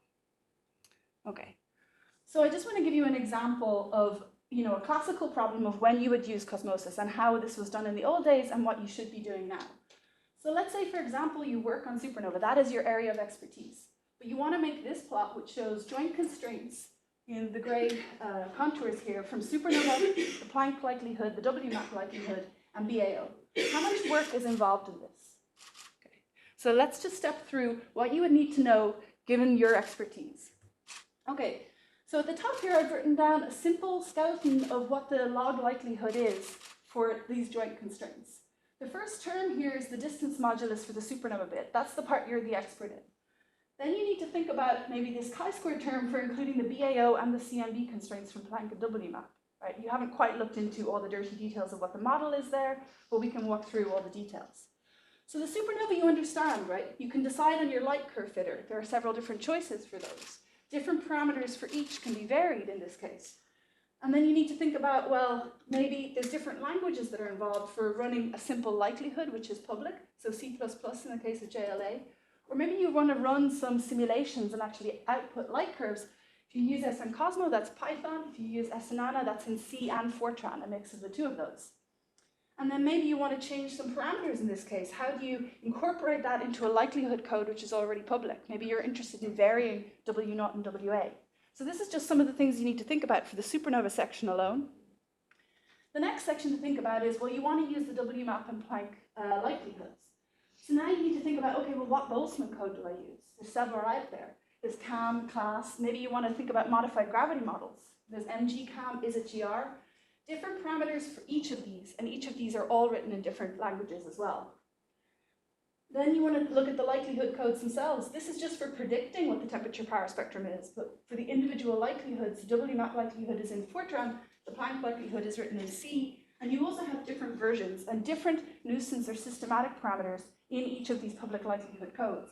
So you can imagine that this might take another year of your time trying to understand what to do with each of these likelihoods. Then for the final part, for the BAO, you need to estimate several things in this instance. Maybe the 2-point correlation function or the power spectrum in Fourier space. You need to think about, well, how do I estimate the actual linear growth rate, or the linear growth rate times sigma 8 at the redshift of the data of the Boss CMAS sample, for example? And then how do you model some systematic effects like the bias? We don't know how the galaxies are actually tracing the underlying dark matter. And also, how do you model the redshift space distortion effects, the peculiar velocities distorting the clustering signal in redshift space? So that's probably another year of work trying to understand that one probe. So after you've pieced all these things together, you still have to maybe write your own sampling algorithm or implement one of the public samplers that is out there. You also need to make sure that the shared cosmological parameters between all of these probes are treated properly in both the likelihood and inside the models in each of the probes. And then you may have shared nuisance parameters between each of these that you need to take into account in your system that you're building. So clearly this looks like an awful lot of work. Okay, so how do we do this in Cosmosis? Literally, we've set it up so that when you think about each of those different probes, and you think about each of the theoretical models that are needed for each of those probes and each of the likelihoods, then each one of those represents a module inside Cosmosis. So you really can separate out all the physical calculations, but ensure consistency in how the cosmological parameters and systematic parameters are treated across a pipeline of modules. So what we've set up in Cosmosis is that it's a config file, which is passed to the main Cosmosis engine, where you basically separate out a module into pipelines like this. So this is an example in your .ini file, where you list each of the modules. So here this is the exact same example on the previous slide. So the first module here is consistency. This is just making sure that all of the cosmological parameters you've specified are in the ratios that we need them. So for example, if you've specified omega m and h, but CAM needs the combination omega m h squared, consistency just combines these two and makes sure that that parameter is saved in the data block. Next we run CAM, which is a separate module, the Boltzmann code for outputting the power spectrum, the JLA, the supernova light curve. We also have some Riesedal supernova likelihood here, WMAP shift. This is just a shift parameter from the WMAP data. We also have a Planck likelihood here, a growth function which calculates the F sigma 8 which you need for the BAO, and then finally some BOSS data for the BAO data here. So all these modules currently exist in Cosmosis, so you can literally just change that module pipeline and you've run everything that I showed on the previous slide. Okay. So all of these modules are currently in Cosmosis. Another nice feature here is, say you don't want to use CAM, say you want to use class, or you want to check, is there any difference between CAM and class? All you have to do is just change that one line in the ini file without recompiling anything, and you can just set your sampler going again. All of the cosmological parameters and shared systematic parameters are consistent across the pipeline. Every single module here reads from a common data block. So there's no misunderstanding between omega matter in different parts of the code. You're also able to set value and prior ranges for each of these parameters. And you can swap in and out these modules with ease. And you can also add in your own modules to this. Okay. So another feature in the ini file is that you can specify the sampler you want. And you can also change that sampler with ease as well, right? Literally just by changing it in the ini file. So we have several different choices. For example, we have multi-nest, and you specify the sampler you want like this. And then the details, individual specifications for the samplers are underneath. We also have some standard samplers, just like in Metropolis Hastings. For the individual modules, right, say you were writing your own module or you wanted to use something like the CAM module, which is in Cosmosis, you also specify this in the ini file, and there are different settings for each of the modules. So one of the main things is that if it's not in Python, something like CAM, which is in Fortran, Cosmosis automatically compiles that into a shared library object. So you don't have to worry about this. When you make Cosmosis, this automatically will be done in the make. And then there are different settings. You can maybe, if you don't want to output the temperature power spectrum, you can just do this in a background only setting. And this is how you can specify the output from each of the different modules. Okay. So here's just an example of some of the modules that we package with Cosmosis when you download it. So we have several different Boltzmann integrators. So we have CAM, class, HaloFit for a nonlinear matter power spectrum. There's an alternative nonlinear amount power spectrum there, which is updated HaloFit. If you're interested in modified gravity, there's an MG-CAM and an ISIT-GR. We also have some modules for weak lensing, calculating intrinsic alignments. We have lots of likelihood modules now at the moment. So we have WiggleZ, which is a large-scale structure redshift survey, different versions of WMAP. So again, if you wanted to compare, did constraints change between WMAP in different years? Literally changing that input in the ini file and the specification of the module is all you need to do, right? You don't need to worry about how Cosmosis is interacting with that code. Same with the Planck likelihood.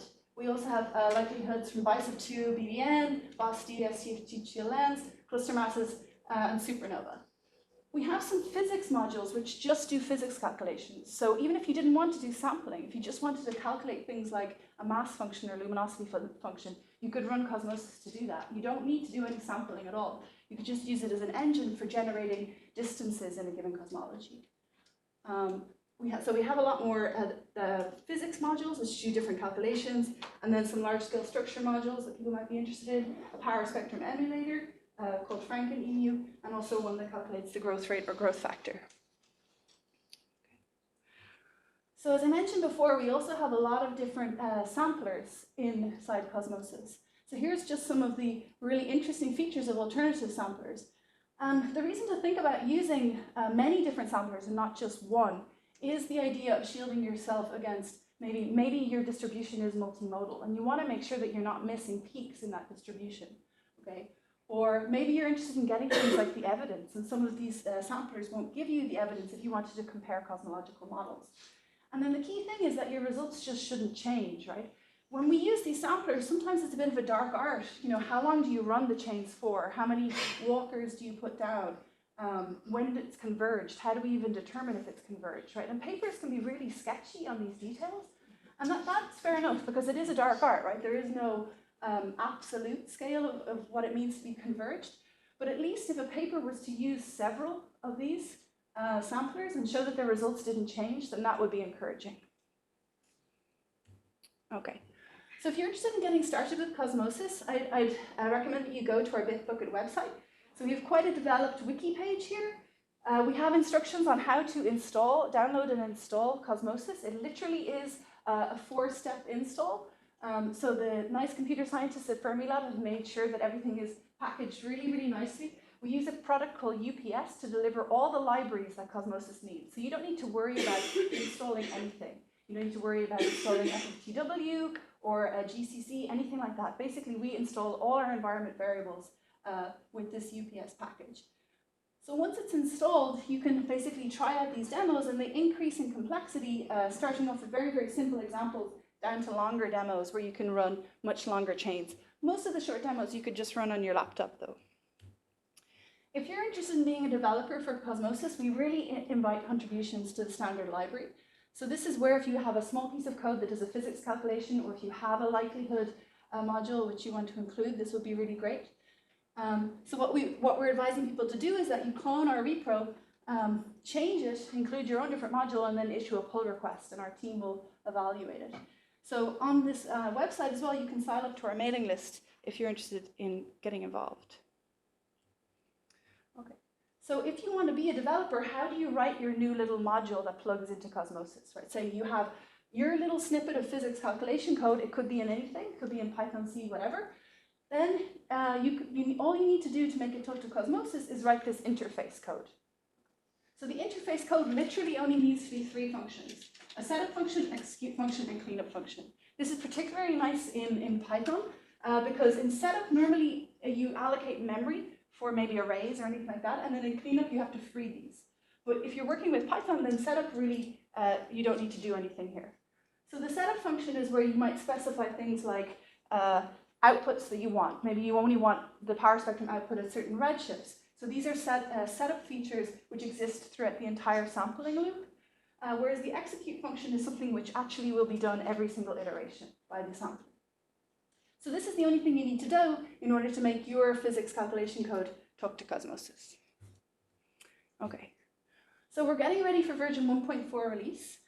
We do have bi-weekly development team telecons, so really, we're listening to the community, and if anyone has any requests for things that they would like to see in Cosmosis or extra code they would like to add, these are the things we discuss at our development meeting, and we actively help people add their code into Cosmosis if you want that help. We've also set up new science telethons where anyone can join in, right, and just listen to what kind of science is being done with Cosmosis. And if you want to advertise your work, that would be great as well. And another new feature we'll be setting up in the coming months, we'll be emailing people about, is webinars. We'll be setting up online live tutorials really for a range of expertise. If you're a grad student, a postdoc, or faculty, and you want to learn more about sampling procedures and maybe advanced sampling techniques and how to use Cosmosis, these webinars will be a perfect place to learn about that. Okay, thank you.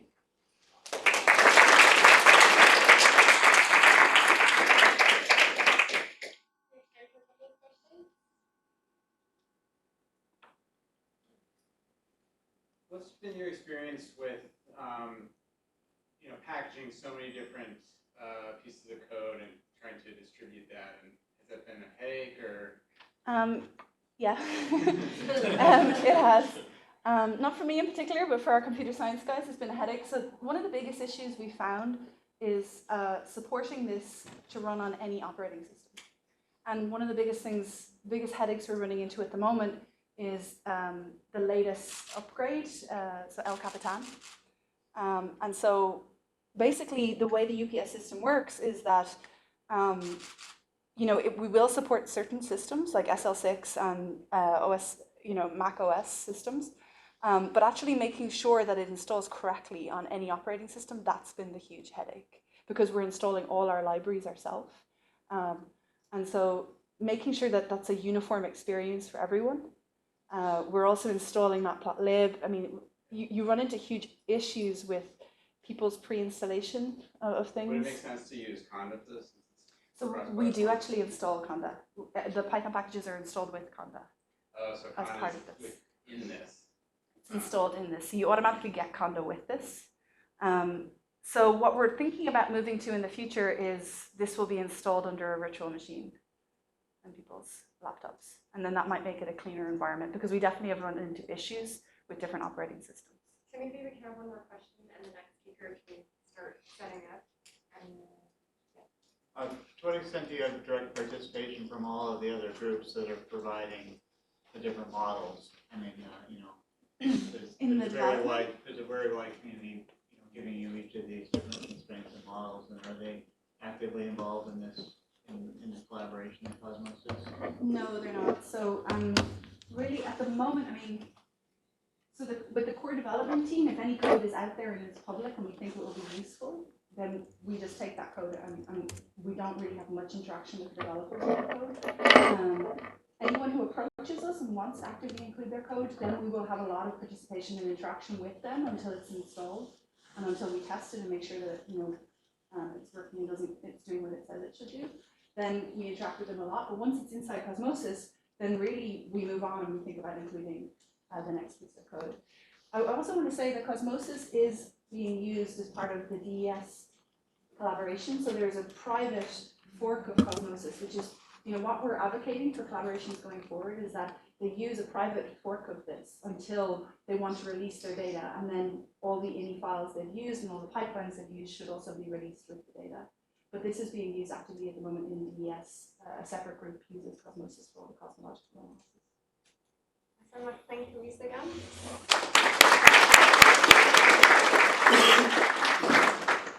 So our next speaker is Andrew Heron. He's going to tell us about Halo tools.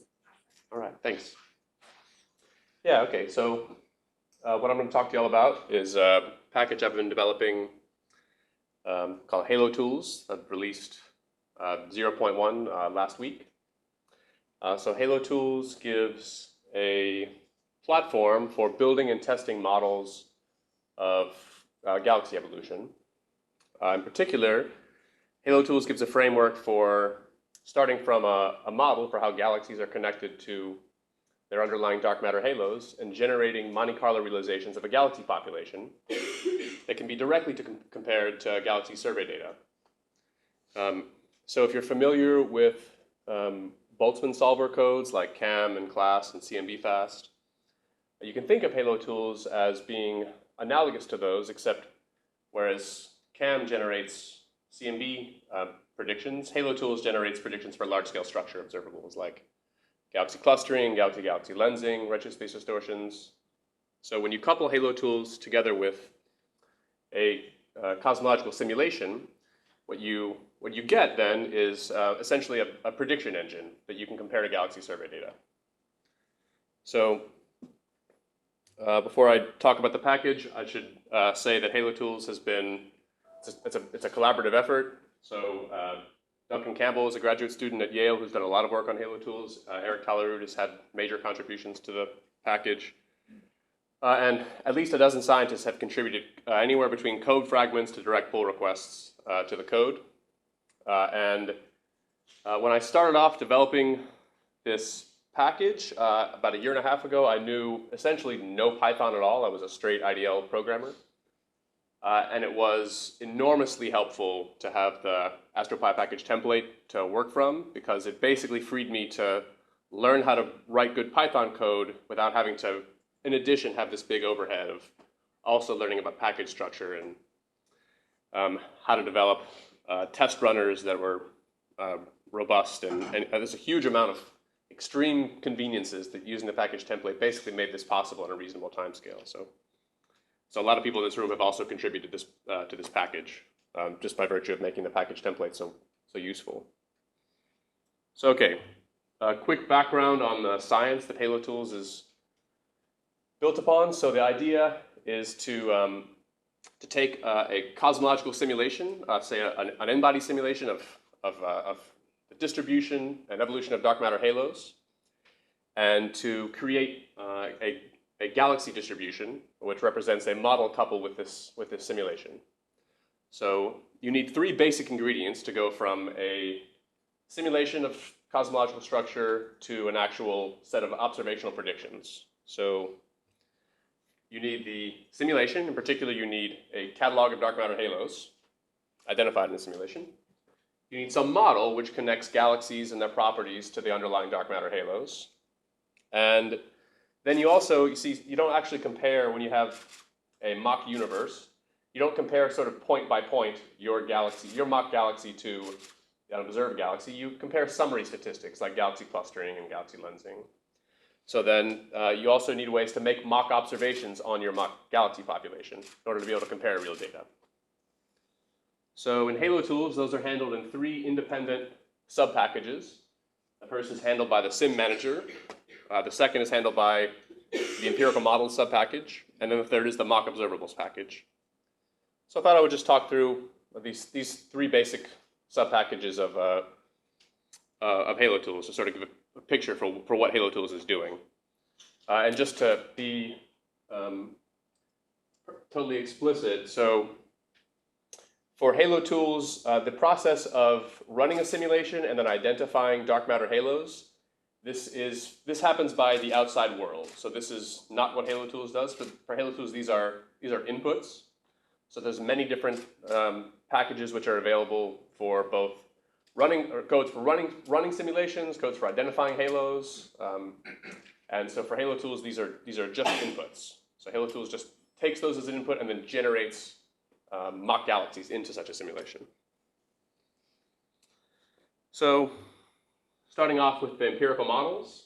So currently, the simplest bread and butter of HaloTools is sort of pre-built models of the galaxy halo connection, which are calibrated against some existing publication. So most common ones being the HOD or abundance matching, stellar to halo mass relation. So you give me a halo mass, I give you a stellar mass of a galaxy which lives in that particular halo. There's also models for the color dependence of galaxies and how that varies as a function of, say, halo mass or as a function of halo age.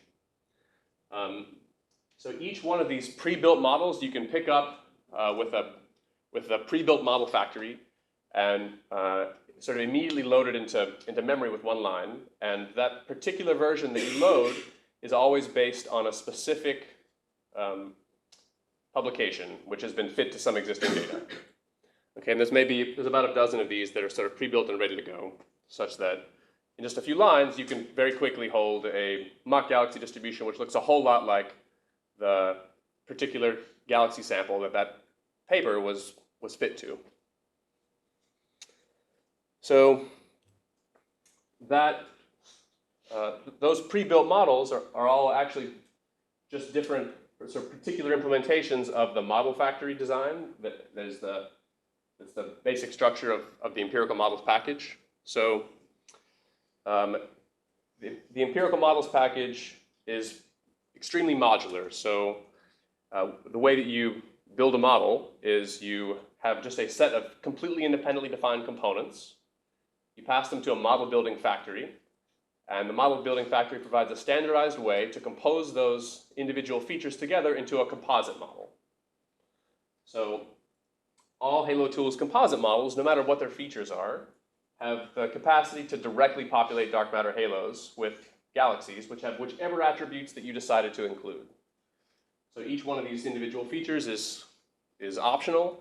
You can swap features in and out. You can take an existing model and augment it with one new feature, and the syntax for generating a mock galaxy population is identical. And what you get out is an AstroPy table, which stores a collection of mock galaxies which have whichever attributes that you included in your model. So each one of these individual component models also works as a completely standalone feature. So if you don't want to necessarily populate mock galaxies right away, but you just want to study some individual feature, well then you have direct access to its underlying analytical functions, so that you can plot, say, what the concentration mass relation is for your model and sort of study it independently. So this helps both unit testing and also making plots for papers, so that you don't have to generate a mock galaxy population for every individual feature that you want to study. So the reason that I settled on this design was that the usual way of making mock galaxies just requires a huge amount of machinery. And if you're interested in, say, whether or not low-mass satellite galaxies are typically, whether they have some memory of their infall history, or whether or not they're perfectly virialized, well then, the amount of work that you have to do in order to test how that particular feature, say infall history of satellite galaxies, manifests in, say, the Sloan main galaxy sample, it's a huge amount of work when you only have, say, one particular question that you want to ask. How much does this affect the redshift space distortion, say, for my galaxy sample? So what this design lets you do is just to pick up pre-calibrated components against existing publications, write that one new science feature that you're interested in and no other features, and then just add that one feature into the model and then regenerate a mock galaxy distribution that represents what you would see if the real universe were, as you say, plus all of the things that have been calibrated against an existing galaxy sample. So, okay. That's the basic structure of the empirical models package in a nutshell. So, as I said, Halo Tools doesn't generate n-body simulations or catalogs of halos, so the sort of bumper sticker there is no halos, no tools. So you need halos in order to be able to use this code. So that being said, I really tried to provide total end-to-end support for starting from nothing and then generating a mock galaxy distribution and computing the clustering in an optimized way. So one of the ways that I do that is through the Sim Manager subpackage. So, for example, I really wanted people to be able to just very quickly download a contemporary Halo catalog, and within a couple of lines of code to be able to just quickly hold a Halo catalog in their hands in the form of an AstroPy table and to study it. So I provide 20 different Halo catalogs identified with different Halo finders, different redshifts, different simulations, the different cosmologies that are hosted on my website. The Halo Tools gives you a sort of a one-liner for being able to download and then to store in cache. So Halo Tools creates then a persistent memory of what disk location you chose to store that particular Halo catalog. So the Halo catalogs are stored in the form of HDF5 files, which are adorned with lots of metadata, which is used to remind you of how the Halo catalog was processed, to give you information about the simulation that the Halo catalog was generated from, tells you when the Halo catalog was processed in case maybe you chose to overwrite it, and then you can be able to compare the last time that you modified the file with the original processing time. So lots of extensive notes on how the Halo catalog was processed. Each time you load a Halo catalog into memory that's been cached, there's a huge number of sanity checks that are performed automatically for the sort of self-consistency between the actual tabular data that's in the AstroPy table and the metadata associated with the Halo catalog. So all of that I provide, but with Halo tools, you're not restricted to just use the Halo catalogs that I created for you. So there's no restrictions on which kind of Halo Finder or which kind of simulation that you can use this package with. If you have ASCII data, I provide a tabular sort of lazy ASCII reader, which can handle very, very large files and reduce them into this standardized form that's used by Halo tools. But just like the empirical models, the mock generation process is sort of optional. So this cache management system and the use of particular Halo Finders is also optional in every respect. So if the only thing you want to use is just this lazy ASCII reader for being able to process hundreds and hundreds of gigabyte files, then I think Halo tools would also be useful sort of just for that task alone. So the main thing that then this package does then is it creates a way in order to standardize the basic format of a Halo catalog such that it can integrate with the rest of the package, but those features are completely optional. Okay, so the mock observables package. Right, so as I said, when you have a mock population of galaxies, you don't directly compare galaxy by galaxy your prediction to your observation. You use summary statistics. So for example, you compute galaxy clustering, galaxy-galaxy lensing. You can identify groups, identify clusters in redshift space. All of these functions are available in the Halo Tools mock observables package. So what we did was we have a customized way of dividing the simulation up into cells and accounting for periodic boundary conditions and computing these very common statistics that people constrain models with. So you have, say, some model for how galaxies are connected to dark matter halos, so how the stellar mass of a galaxy knows about the halo mass that it lives in. And the mock observables package allows you to ask, well, what are the pairwise velocity statistics of central galaxies as identified by, say, my favorite Friends of Friends group finder? And how does that compare to the exact same statistic that I can measure from, say, the Sloan galaxy sample? So there's a very large number of sort of convenience functions for being able to perform these super common calculations in this field of the galaxy halo connection. They're all driven by the same underlying engine.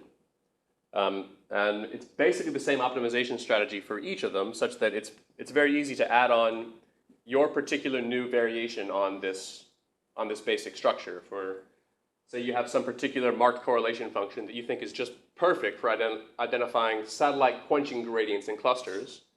So there's a very simple pattern that you can match just by adding an individual extra function on top of the ones that are in Halo tools that can allow you to design your own statistic, which is optimized for your science target of interest. Okay.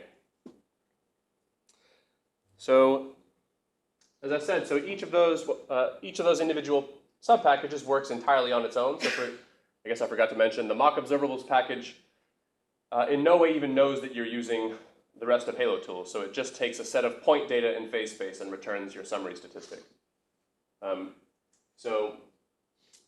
Each of these individual subpackages works perfectly fine on its own, but they're also designed to be integrated together such that any Halo Tools composite model can take as an input any Halo Tools formatted catalog and then generate any one of these summary statistics from it. You can swap out individual simulations, just like you can swap out individual modeling features.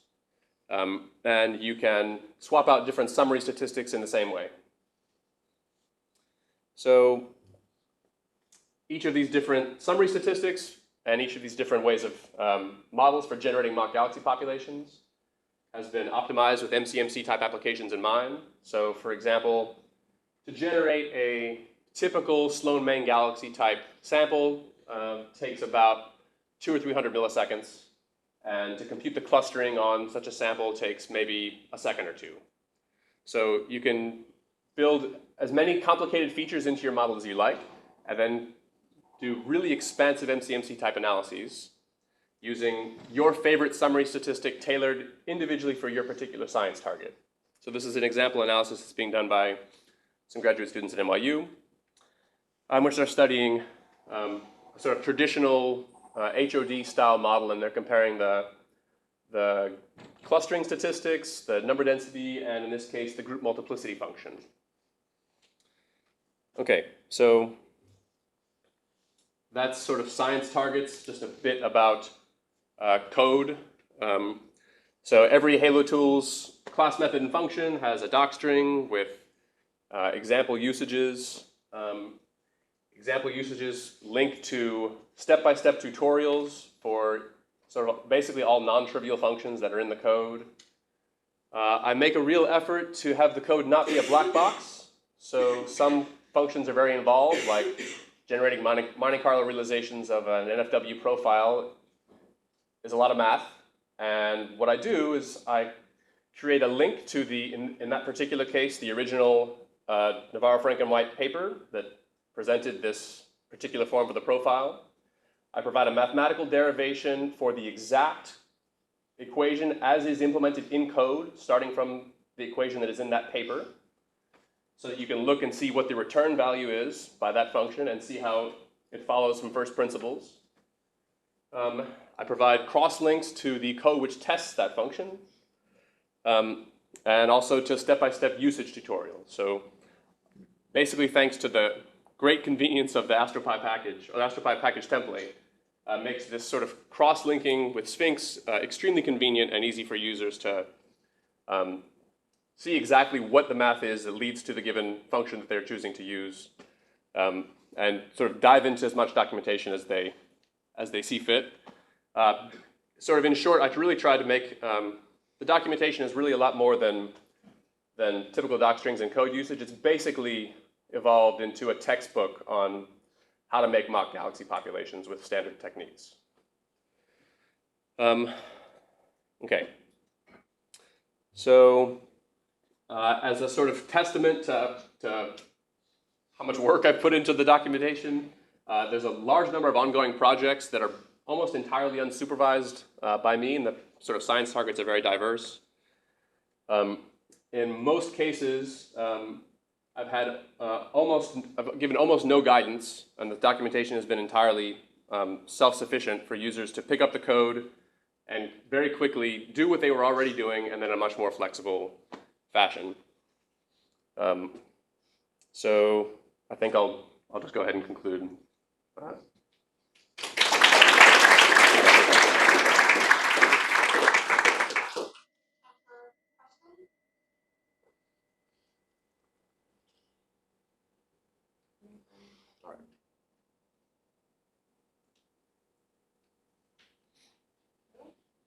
All right. Okay.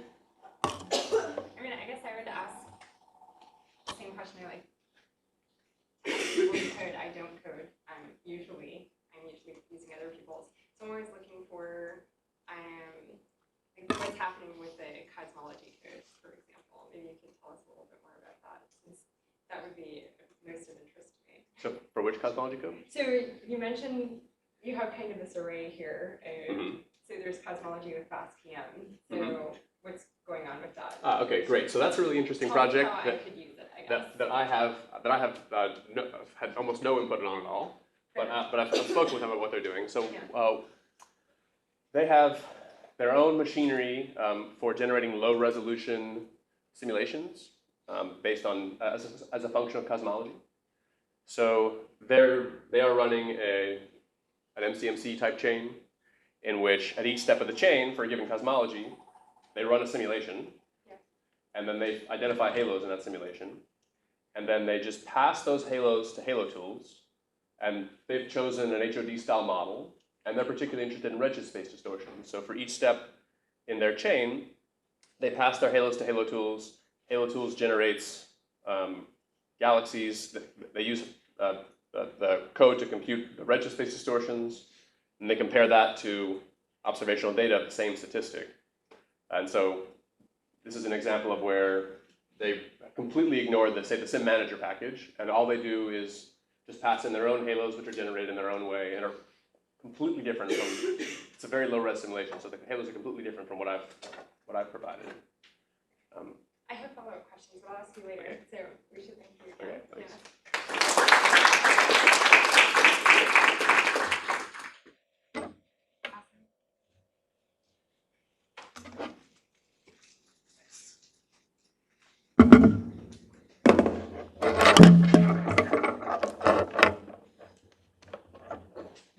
Our next speaker is Dan Foreman-Mackey, who's going to talk to us about tools for probabilistic data analysis in Python. And then after that, we will have the lightning talk. So just before we get started, I just want to remind the speakers, Adam Ginsberg, Leonardo Ferreira, Nathan Goldbaum, Helen Lim, Axel Donath, and Tom, you were all up for the lightning talks. All right, thanks. All right. Thank you very much, everyone. It's been a great conference so far. I'm a postdoc here downstairs on the 3rd floor in the astronomy department, so thanks for coming to visit me for once. I've been away from Seattle most of the time since I've lived here. So when I signed up for this conference, I decided that putting together 7 of my favorite words and calling it a title was a great idea. And then I realized that I had 15 minutes right before lunch to talk about tools for probabilistic data analysis in Python. I started to wonder, what have I done? And so then, I naturally just rolled up my sleeves, and here we go. We're going to dive right in. So I'm going to talk about tools for probabilistic data analysis in Python. So to start, maybe we should define what I mean by probabilistic data analysis. Those are probably my favorite words in this title. And this is what I mean. So here is the probabilistic graphical model that describes all of science. So, well, at least physics. And basically what this says is that we have some physical model that's described by some set of physical parameters, and that model can generate simulated data or predicted data. It's the mean model that makes predictions about the data that you expect to observe given a set of parameters that are normally physical. And then that data is observed noisily. So there's sort of stochastic noise, systematics, things like that happens when we observe. And then we want to do inference. We want to update our beliefs about the physical parameters, update our beliefs about the physics through this model right here. So this, in a nutshell, is what I mean by probabilistic data analysis. And that's all of science. So what I'm going to do today is I'm going to give 3 examples of different problems, different probabilistic data analysis problems, and I'm going to work through the different tools that you might use to do these problems in Python. And it's going to be pretty high level because we don't have a whole lot of time. So the first one is the simplest, linear regression. We do it a lot, but it's worth talking about it here for a second. So when will you want to do something like linear regression? That's if your physical model, your physical mean model, is a linear model, and you have known Gaussian uncertainties, or you're willing to assume that you have known Gaussian uncertainties on your observations. They can also be correlated uncertainties, just as long as those correlations are known. And then the thing that you want at the end of the day is the best parameters and some quantification of your uncertainty. So if you have these things and that's what you want, then you'll do something like linear regression. So what do I mean when I say a linear mean model? So there's the most obvious example, y equals mx plus b, but there are also more complicated things. So when I say linear model, something like this would also count as a linear model right here. And something like this would also count as a linear model. you'd have to rewrite it a little bit, but this is also a linear model. And let's not forget the thing I said before, that we have known Gaussian uncertainties on our observed y's. So here's an example of linear regression. Now, so when I switch to green, that means that we're talking about tools. And so in Python, to do linear regression, there's this really great tool. You might have heard of it before. It's called NumPy. And the way that you do that is this. This is a complete implementation of linear regression in NumPy for the simple mx plus b model. But it's very simple to implement the other mean models. And so the first step here is, so we have some data. I'm saying they're loaded into NumPy arrays called x, y, and y-error. And the first step is we create this design matrix A. And I always remember this function because of Jake, the Vander function. I sometimes write Vanderplas, but that doesn't work. The matrix that comes out is called the Vanderplassian. The Vanderplassian, okay, great. No. Here's the Vanderplassian that comes out from that Vander call. It's just a column of the x vector and then a column of ones. And if we put a 3 here, strangely enough, we'd end up with an x squared column as well. And so that A matrix, then we do some, just 2 steps of linear algebra right here that I won't go through, but trust me, they do the right things. And we end up with this W right here, which is another column vector with just our M and B. And it turns out that one of the things here, so here I have the mean W, and then we have sigma W, which is actually a 2x2 matrix of the covariance of your posterior belief about that. And so here we have the mean, our best fit parameters, and our uncertainty on those parameters.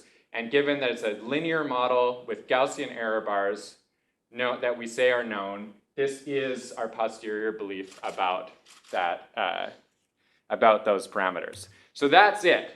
So the take home from this, if you don't learn anything else from this talk, the take home from this is don't use MCMC if you're doing linear regression. Okay? This is something that lots of people do because it's something that we're used to. But if you have a linear model with known Gaussian error bars, just use this little snippet of code. And there's a link to my talk at the end. Okay, so let's get a little bit more complicated. We're going to step up to the maximum likelihood method. And you're going to do maximum likelihood if you have a nonlinear mean model, so something more complicated than those simple examples I showed, or you have non-Gaussian uncertainties or some unknown uncertainties, and all you want is some sort of well-defined best parameters. That's what we're going to use for the maximum likelihood method. So here's a slide that this is exactly the same as my first slide. You remember with the arrow. This is another way of writing exactly that same picture. And this is what's called the likelihood function. This is the probability of the data given physics. And we're going to say that physics is parameterized by some parameters, and we want to make inferences on those parameters. So a very common thing that we might write down. Here, this is, I've switched to the log, but our data is some set of y's. We have our parameters theta, and this is what the likelihood would be. Here, I'm assuming that we have Gaussian uncertainties that we know, the sigmas, but some nonlinear mean model. It's not mx plus b anymore. And so in this case, there's no simple answer. We can't just do a matrix operation to get what the best fit parameters are for this in general. And so instead, so we have to use a different tool. NumPy isn't going to cut it this time around. So for this, there's another great tool. I'm sure you've heard of it before. It's called SciPy.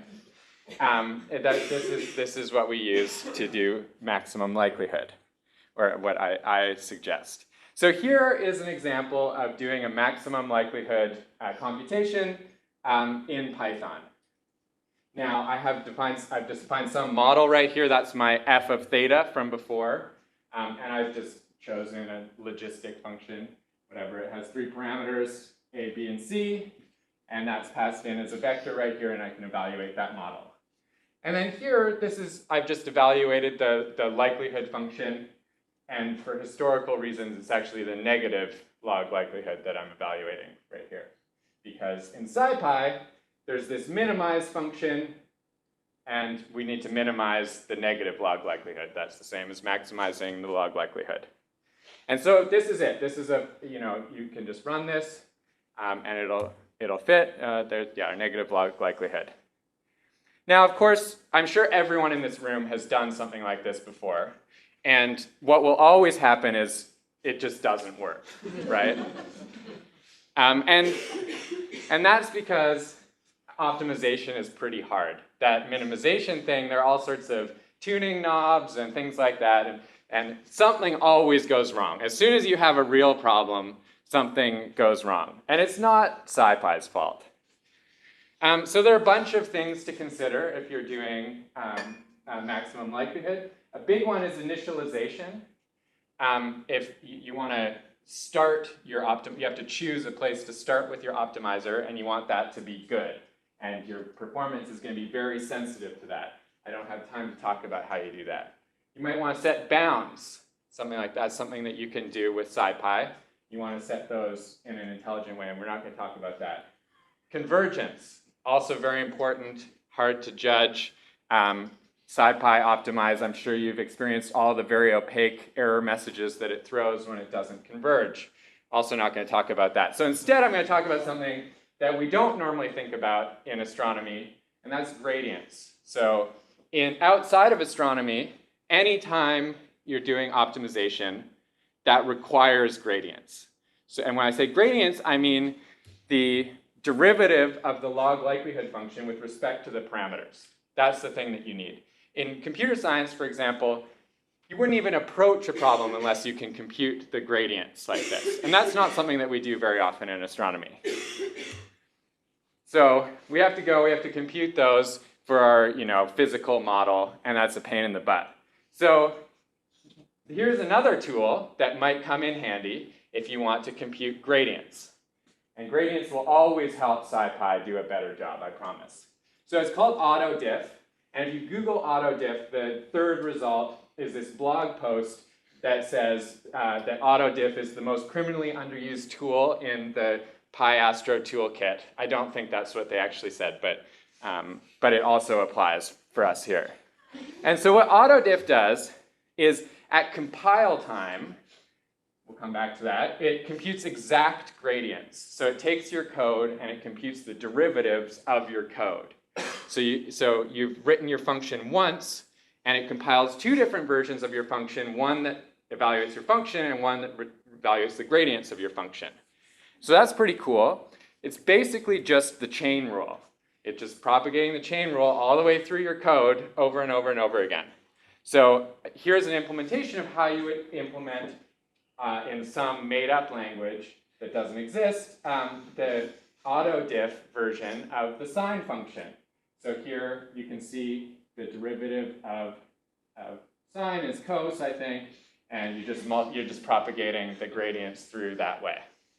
And so this is super cool. Suddenly, magically, you've written your function once, and you get all the gradients for free. But remember I said it's compile time exact gradients, and of course we're at a Python conference, and Python doesn't really compile, so that's a pain.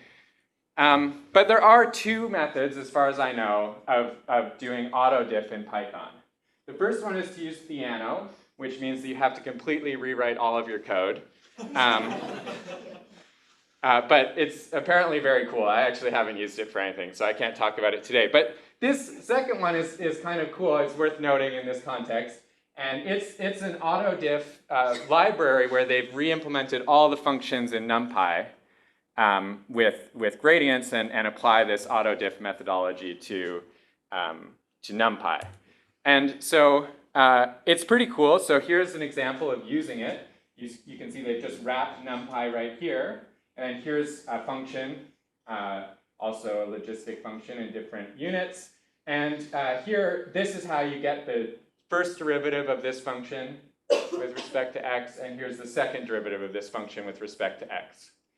and I can just plot those. So here's the function, here's the first derivative, here's the second derivative, and you just get that for free. So that's super cool. You notice that we only had to write this function once, and we for free got all of these things, even though we're using exponents, and you can use lots of other functions in there, sums, whatever things you want. So we can implement that in the example that I showed before. So here's the example that we said didn't work because it never does.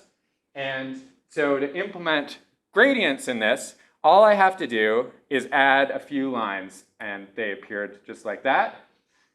So here it was before, here's after. And these are the lines that I added. So I had to import the libraries, and then all I had to do was add this. And suddenly we got the derivative of our negative log likelihood for free. And so that's really cool. The thing that's neat about that is it also reduced the number of function calls. So it actually only had to evaluate the function 66 times instead of 115 times in this particular example. And so that's pretty good. We're evaluating it fewer times. But it's in Python. It's not compiled. And so AutoGrad is not super fast.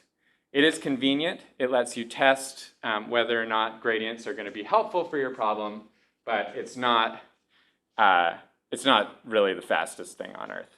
And so one option is to drop down to a compiled language. So I'd be happy to chat if people are working in C or something like that about how you implement AutoDiff there. And I've had a lot of success in my work using that for optimization.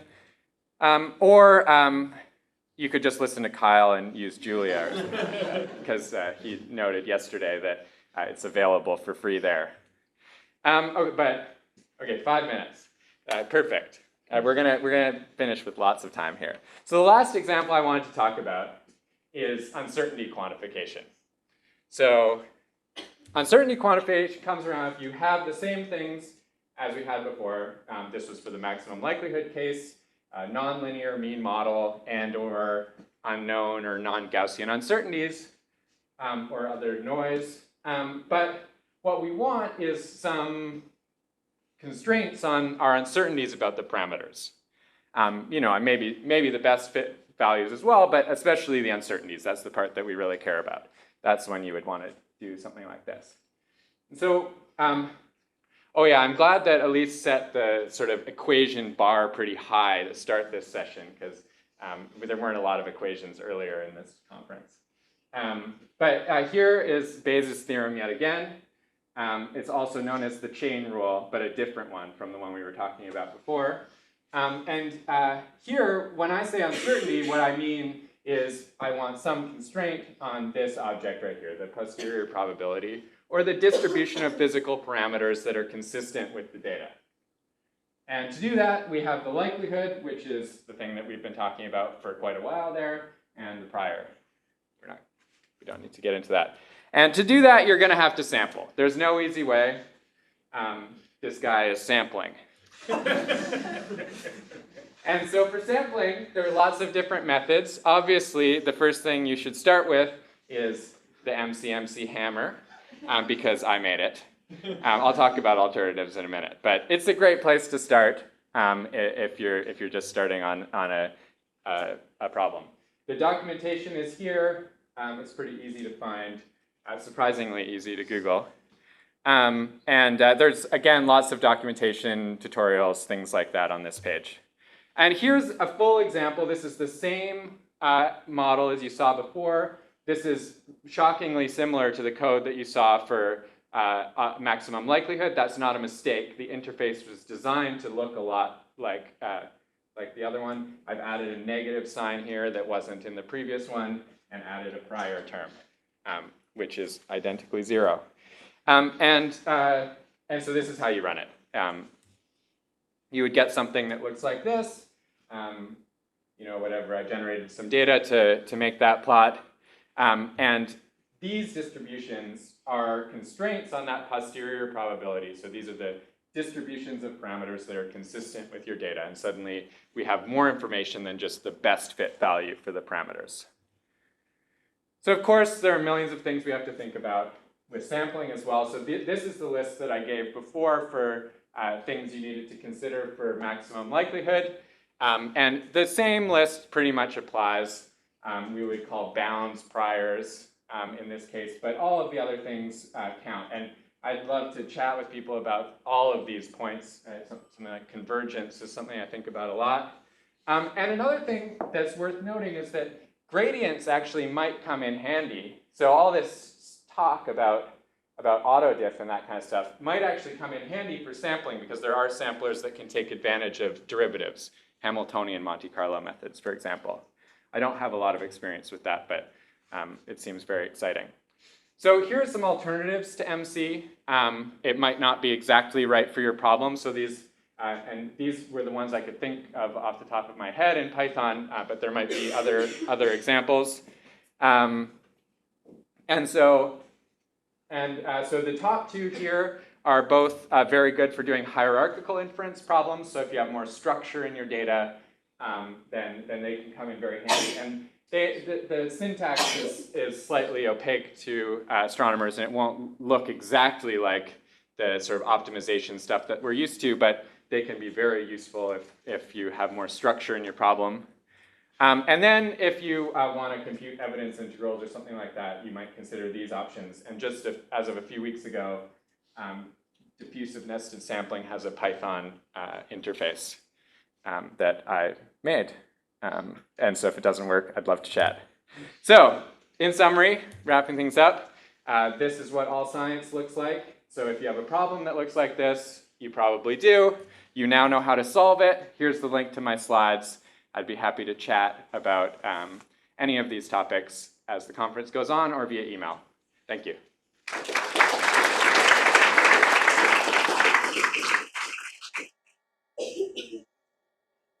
So when you're talking about gradients, auto-computing them, there's one SciPy package that the squares, which is a gradient descent method, so it does have to compute the gradient in there, and it gives you a few methods to do that. Do you have any sense for how that compares to? Yeah, so in the optimized example that I showed, the first one where we didn't provide gradients, those were all computed numerically, and that's one of the main reasons why we always find that optimization fails, is because those numerical gradients are very noisy, they're expensive to compute. Autodiff will be faster than that, but also more numerically stable. So does autodiff require to have a differentiable function, like an actual functional form? So I guess you can't optimize for doing a numerical grid. Sure, as long as it's a collection of standard operations in the language, going as low as if statements and things like that, it can take the derivative of that. It's a great question how well that would, how numerically stable that would be for something like a numerical integrator or something like that. In principle, it can take derivatives of that, but I don't know if that's a good idea or not. But anything, yeah. Yeah. So scientific organizing committee privilege, or you have the last question. So I just want to follow up on the comment that you think that's why all of these optimizers fail, because they're not the only reason. It's not the only reason, but. So, I mean, with fake data or well-defined models, that might be true, but if, you're doing a likelihood, for example, that you're already feeding it data, and the data is already noisy. So is it really that much better to use autodiff if data is being fed into So you're talking about two different kinds of noise there, though, right? Because maximizing a likelihood is a very well-defined operation.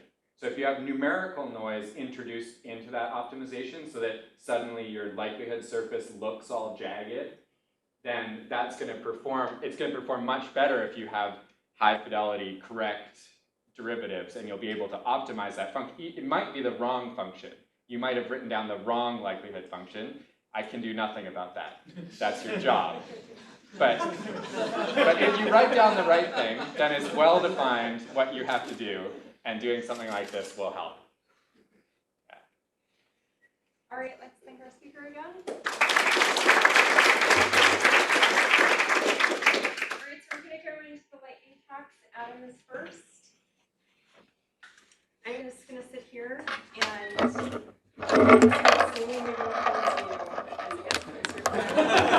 that sounds good. Philip. Leonardo is next, and then Nathan, and then Roland, and then Tom. Cool. So I'm going to tell you about PyAstro tools and Spectral Cube. This was started kind of from an ALMA perspective, so there's a little bit of a radio bias here. But what I'm going to tell you is that actually these tools are pretty generic and useful by everybody. This is the group that originally worked on this code. I gave a similar lightning talk last year at this same-ish conference. If you want to see the talk, it's there. It's going to have exactly the same outline and everything. So what has changed since then? There's a changelog here. You can see that. But the important thing is actually not much has changed. And that means that this is pretty stable code. So I'm going to tell you a little bit about what it does, but the only things we've done are minor enhancements and performance enhancements, basically. It's working pretty well and is ready to use in other applications. So if you go to the website, this is what the software tools for radio astronomy looks like. Spectral Cube is the main thing here. So yeah, we're really trying to pitch this at radio astronomers to get them to start using some of the Python stack a little bit more. But this, of course, is also, Spectral Cube at least, is an actual Pi affiliate now. What Spectral Cube does is file I/O, some manipulation of the cubes, so like treating them as arrays. It can do things like flatten them, make projections out of your cubes, or extract spectra from them. And then it can export them back to FITs, following the standards very well compared to many other tools. It can also send whatever cubes you have to visualization tools and to other analysis tools, for example, to YT, to PV extractor, and to glue. So it has these ways to visualize the cube, so you don't have to worry about as much about what format your data are given you. You can send them off to other things. So this is just sort of the general workflow, and there's some nice examples, especially the visualization examples are cool using YT. It can also do the translations there between frequencies and losses. So these are just some examples. You can very easily open cubes. So the top one is actually showing how to open a cube in Casa. Second one is showing how you can change units. So if you want to go from frequency to velocity for your cube, it doesn't require changing anything about the underlying data. All it's doing is changing the spectral axis, so it's very cheap. But this was actually it took a lot to implement the FIT standard properly here. And taking chunks, if you want to get chunks of your cube in velocity space and frequency space and wavelength space, those are all done with AstroPi units.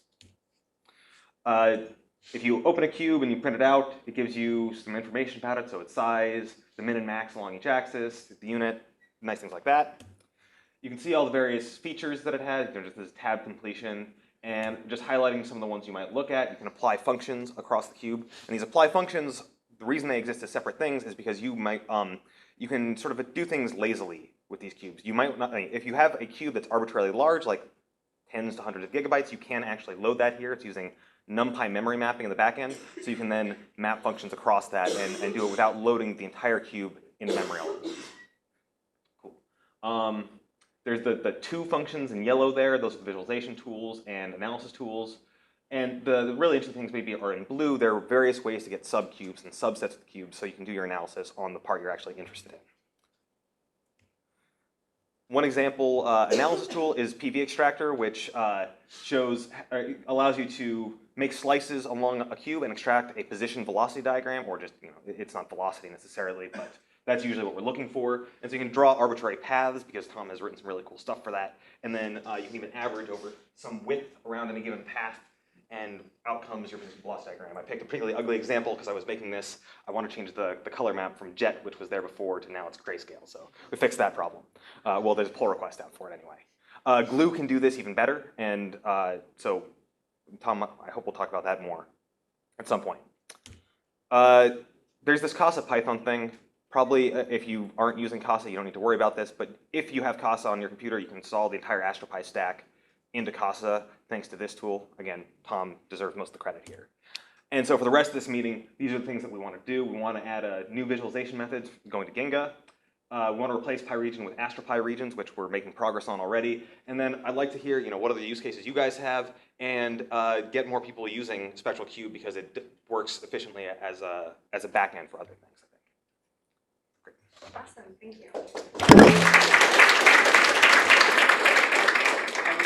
There are no questions now, so find the person at lunch.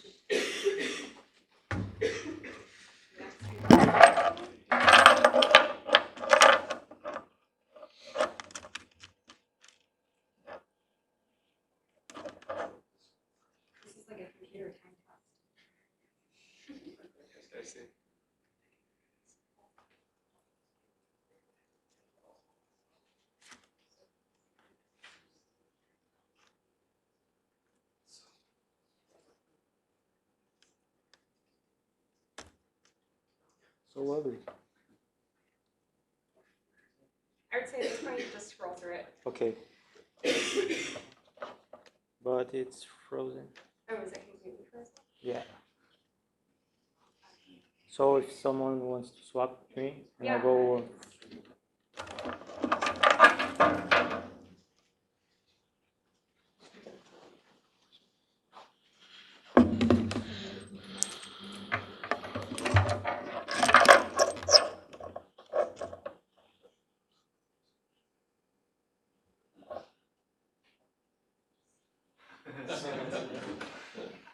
Yeah, so I'm going to show you guys how to load data. This is specifically simulation data, but it turns out you can load data of any kind so long as it's volumetric into Minecraft. Most of the nitty-gritty details for how to actually do this were worked out by Robert Thompson, who's a postdoc with me at NCSA in the Data Exploration Lab. The code is at this Bitbucket repository. You can see here there's a README that shows you how to do all this stuff. So bitbucket.org, data-exp-lab, PyMinecraft. PyMinecraft itself was originally written to use Minecraft from the Raspberry Pi, and that was forked, and now people can use communicate to Minecraft from Python. Here's a script that shows you how to take data. So we're taking data from YT. This is a cosmological ENSO data set, creating a surface at a fixed density threshold. And then we're also getting the temperature at that surface. And then converting the data into the surface is a bunch of triangles. We're just replacing the triangles with individual Minecraft blocks. Convert to blah, blah, blah. Talk to the Minecraft server, and then give the Minecraft server a bunch of blocks. It turns out these colors are like different colors of wool. So that you get this nice rainbow color map. So this is a huge hack. It involves using a modded version of Minecraft. You can download packages from sketchy websites. So here's how you actually start it.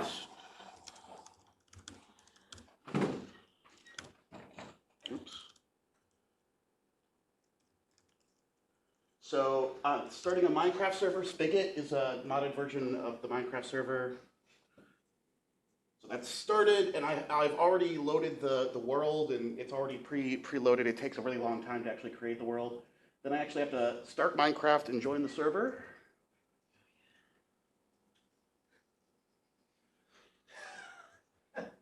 So I'm going to play as me. First rule of live demos, don't do live demos.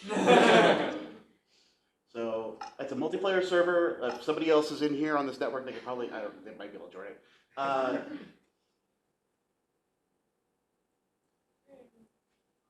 Yeah, so that's it. I'm going to,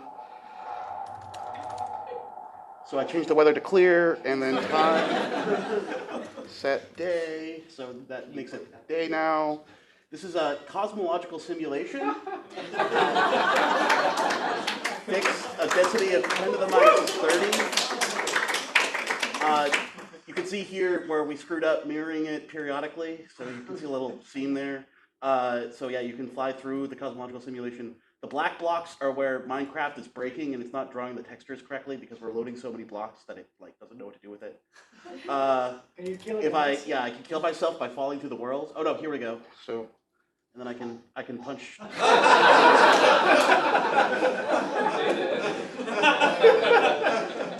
Explains why the IGM is so hard to find. But yeah, that's it. Well, do I have anything else I wanted to say? Oh yeah, we also got it working with the Oculus Rift. So this is the director of NCSA, Ed Seidel, looking around at the last supercomputing conference. This was our demo for supercomputing. Yeah, that's the Minecraft soundtrack you hear in the background. That's it.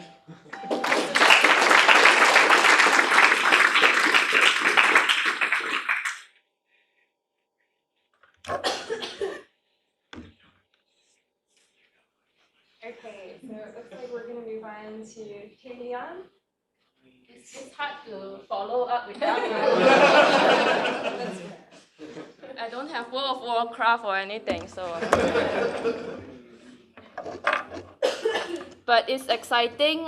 You're going to witness history here. It's the first time this spec which is my lightning talk, is going to be demo on a Windows machine.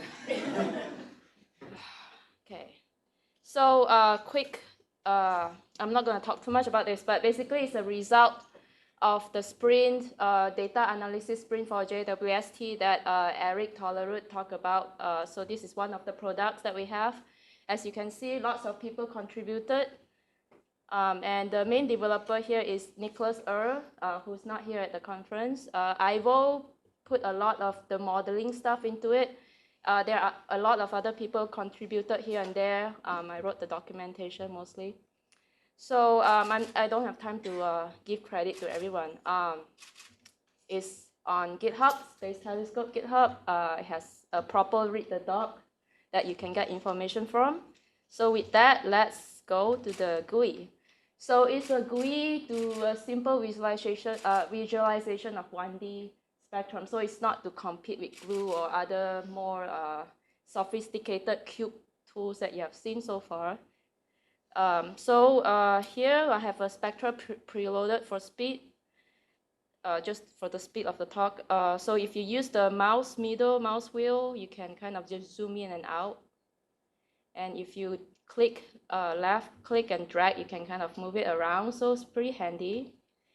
Here's the region of interest. You can kind of drag this to expand this or move it around, slide it around. Here you can see the wavelength in angstrom, which is read from the file. On top, this is pixel right now, but you can change it to hertz or whatever.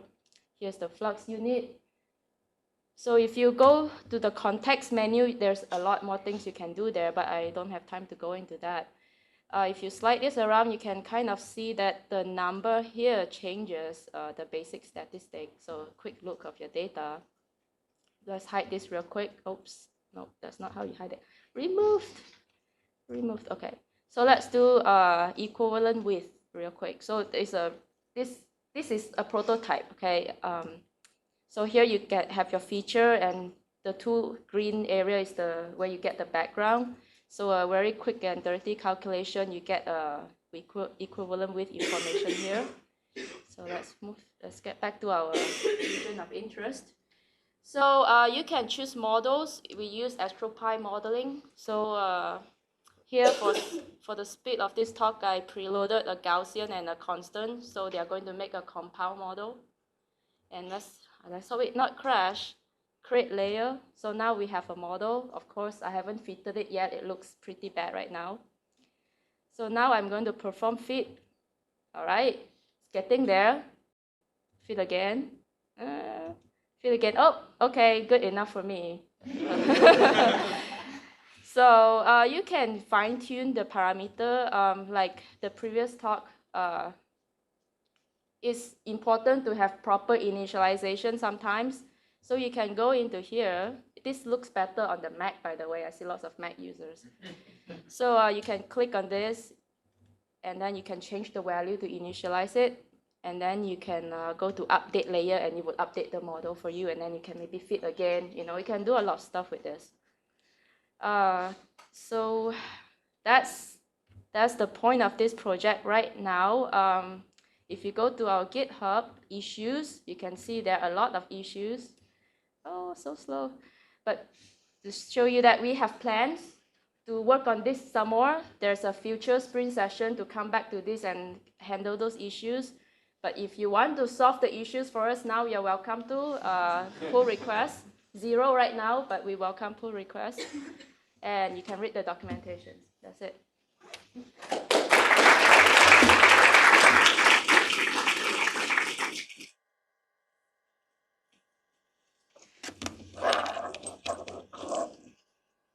Thanks for having come earlier.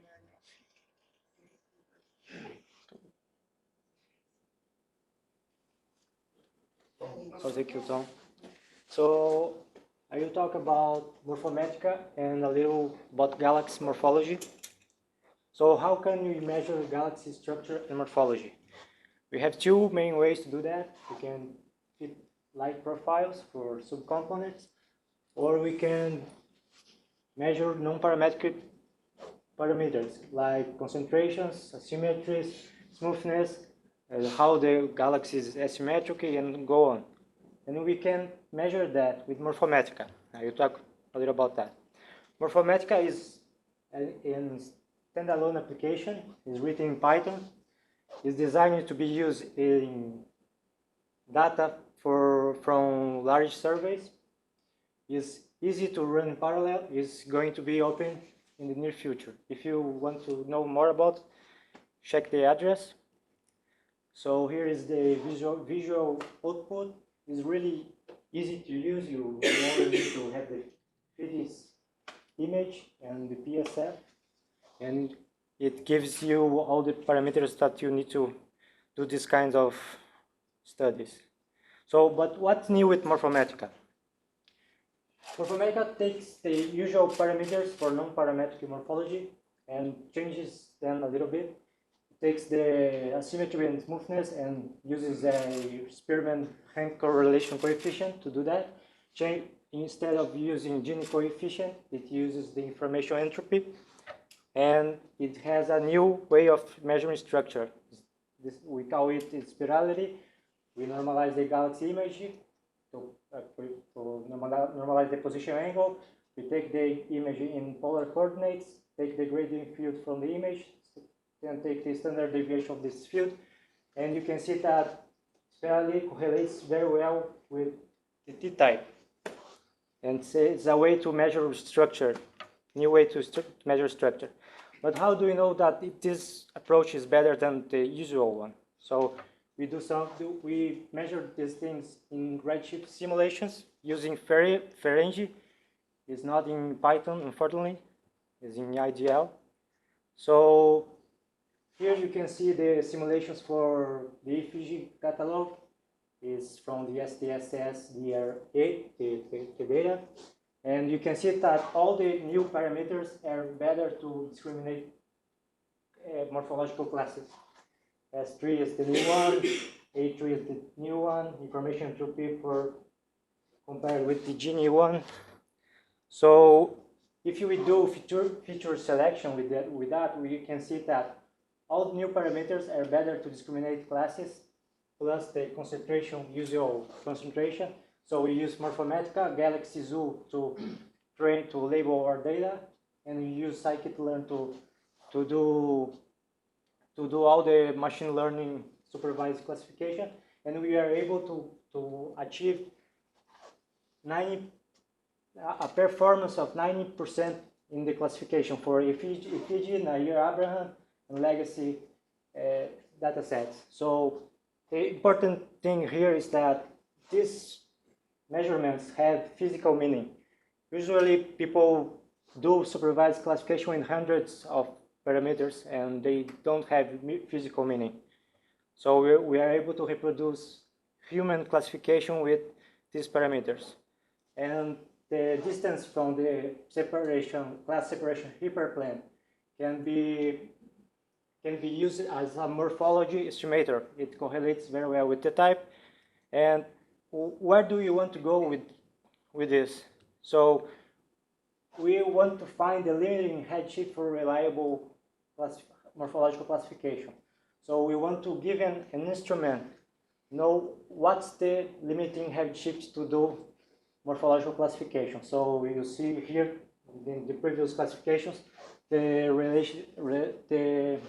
relationship between our supervised classification and the t-type, and after, in this case, 0.2, this correlation starts to break down.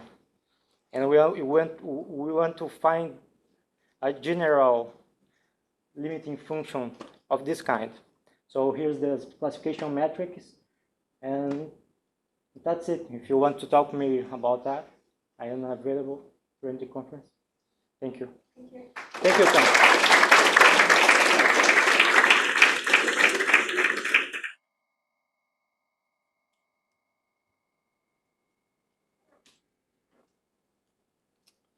All right, okay, so I'm Tom Robitaille and Astrofog on Twitter, and I'm going to talk about multidimensional data exploration with Glue. So for anyone who doesn't know what Glue is a tool for linked and multidimensional data exploration, and you can find out more at glueviz.org. Since the rule of live demos is to not do them, I'm going to show some recordings let's see. Okay, so just to give you an idea of what Glue can do, and this is only going to show a small fraction of the functionality. So the idea is, so Glue is this GUI interface where you can have multiple data viewers, and you can have different data sets. So this is a catalog data set where we're selecting some points. We see those selection propagate to other viewers. And then this is a separate data set of an image with a histogram of the pixel values. We can select the actual pixel values here and see the selection be highlighted in the viewer. We can also actually create, for example, interactively new components in the data. So for example, for the catalog data, we might want to compute a color. So we can go and take, for example, interactively different components of the catalog. So the 4.5 micron magnitude in this case, and the 24 micron magnitude, we give it a new name, and then we can attach it to a specific data set. And then once we do that, we can then update the histogram on the bottom left here to actually show the distribution of colors. So now we can actually see the sources separate nicely into two different categories. We can go and update the selection to actually select just the points here. We see the selection updates up there. Now, these two data sets are not the same, essentially. I mean, and so we need to actually link them together if we want the selections to propagate. So we can select the array in both catalogs and the declination in both catalogs. But sometimes actually the links aren't so straightforward. You actually have for example, you could have a celestial coordinate transformation. You could actually define any transformation you want. So the idea is Glue is hackable. You can create your own transformations, data viewers, and things like this. Now we've linked the coordinates between the two data sets. We can now highlight the subset of points from this selection onto this viewer. And we can also now select in this viewer both points and essentially pixels from the image. So you can see the selection now propagates to all the viewers. So that's the central, fundamental point of Glue, is to link data sets together, to glue them together. And then you can essentially make selections and see how they propagate. So what we've done recently, this is just very recent work, we've added functionality, 3D functionality. So this is a 3D scatter plot viewer showing earthquake data. So this is the map of the world. This is the mid-Atlantic rift. And then we can select in depth versus magnitude. We can select some points. We see them highlighted in the 3D viewer. So you can actually see these are the earthquakes that happen very deep in the earth, at least in the crust. And then we can see that selection highlighted.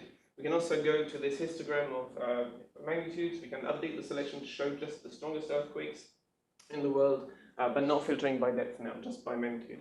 Then we can also select some of the weakest ones that were recorded. This data set is not a uniform data set. You can see that the weakest earthquakes are basically in North America. And that's because they have more sensitive detectors there, and the data set is very heterogeneous. It's a collection of different data sets. So you can actually see, we can zoom in and see that selection highlighted. Okay, so another thing you can do is you don't have to always just use it to show subsets. For 3D exploration, you can also color code the points by, for example, another parameter, for example, depth. So in this case, the red points are the ones that are the deeper. It helps you get a little bit more of a sense of essentially the depth dimension. And you can actually zoom in, recenter the visualization on this region here, and you can see a very nice subduction zone. So in 3D, you can see that the points are essentially forming this kind of essentially plane that's not along the crust of the Earth. You can also use size to encode basically some data. And so there we're encoding the magnitude of the earthquake is proportional to the size of the points. Okay, and then finally we have data volume rendering. So this is actually, we had this kind of traditional slicing of cubes before, and now we actually can have a full three-dimensional visualization here. Again, we can interact with the cube. This is all rendered with OpenGL. You can actually, for spectral cubes, it makes sense that sometimes the third dimension is not actually meant to be seen in the same pixel scale as the other dimensions. We can again make selections in certain plots and see them highlighted. And we've worked also recently, I can't show it yet, but on actually selecting things in the three dimensions and having that propagate to other viewers.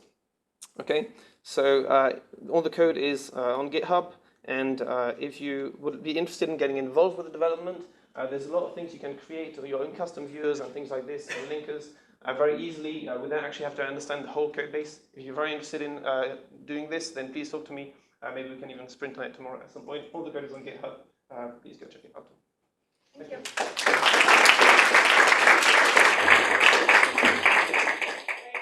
Remember at 5 to 2, we will post information about our conference stuff.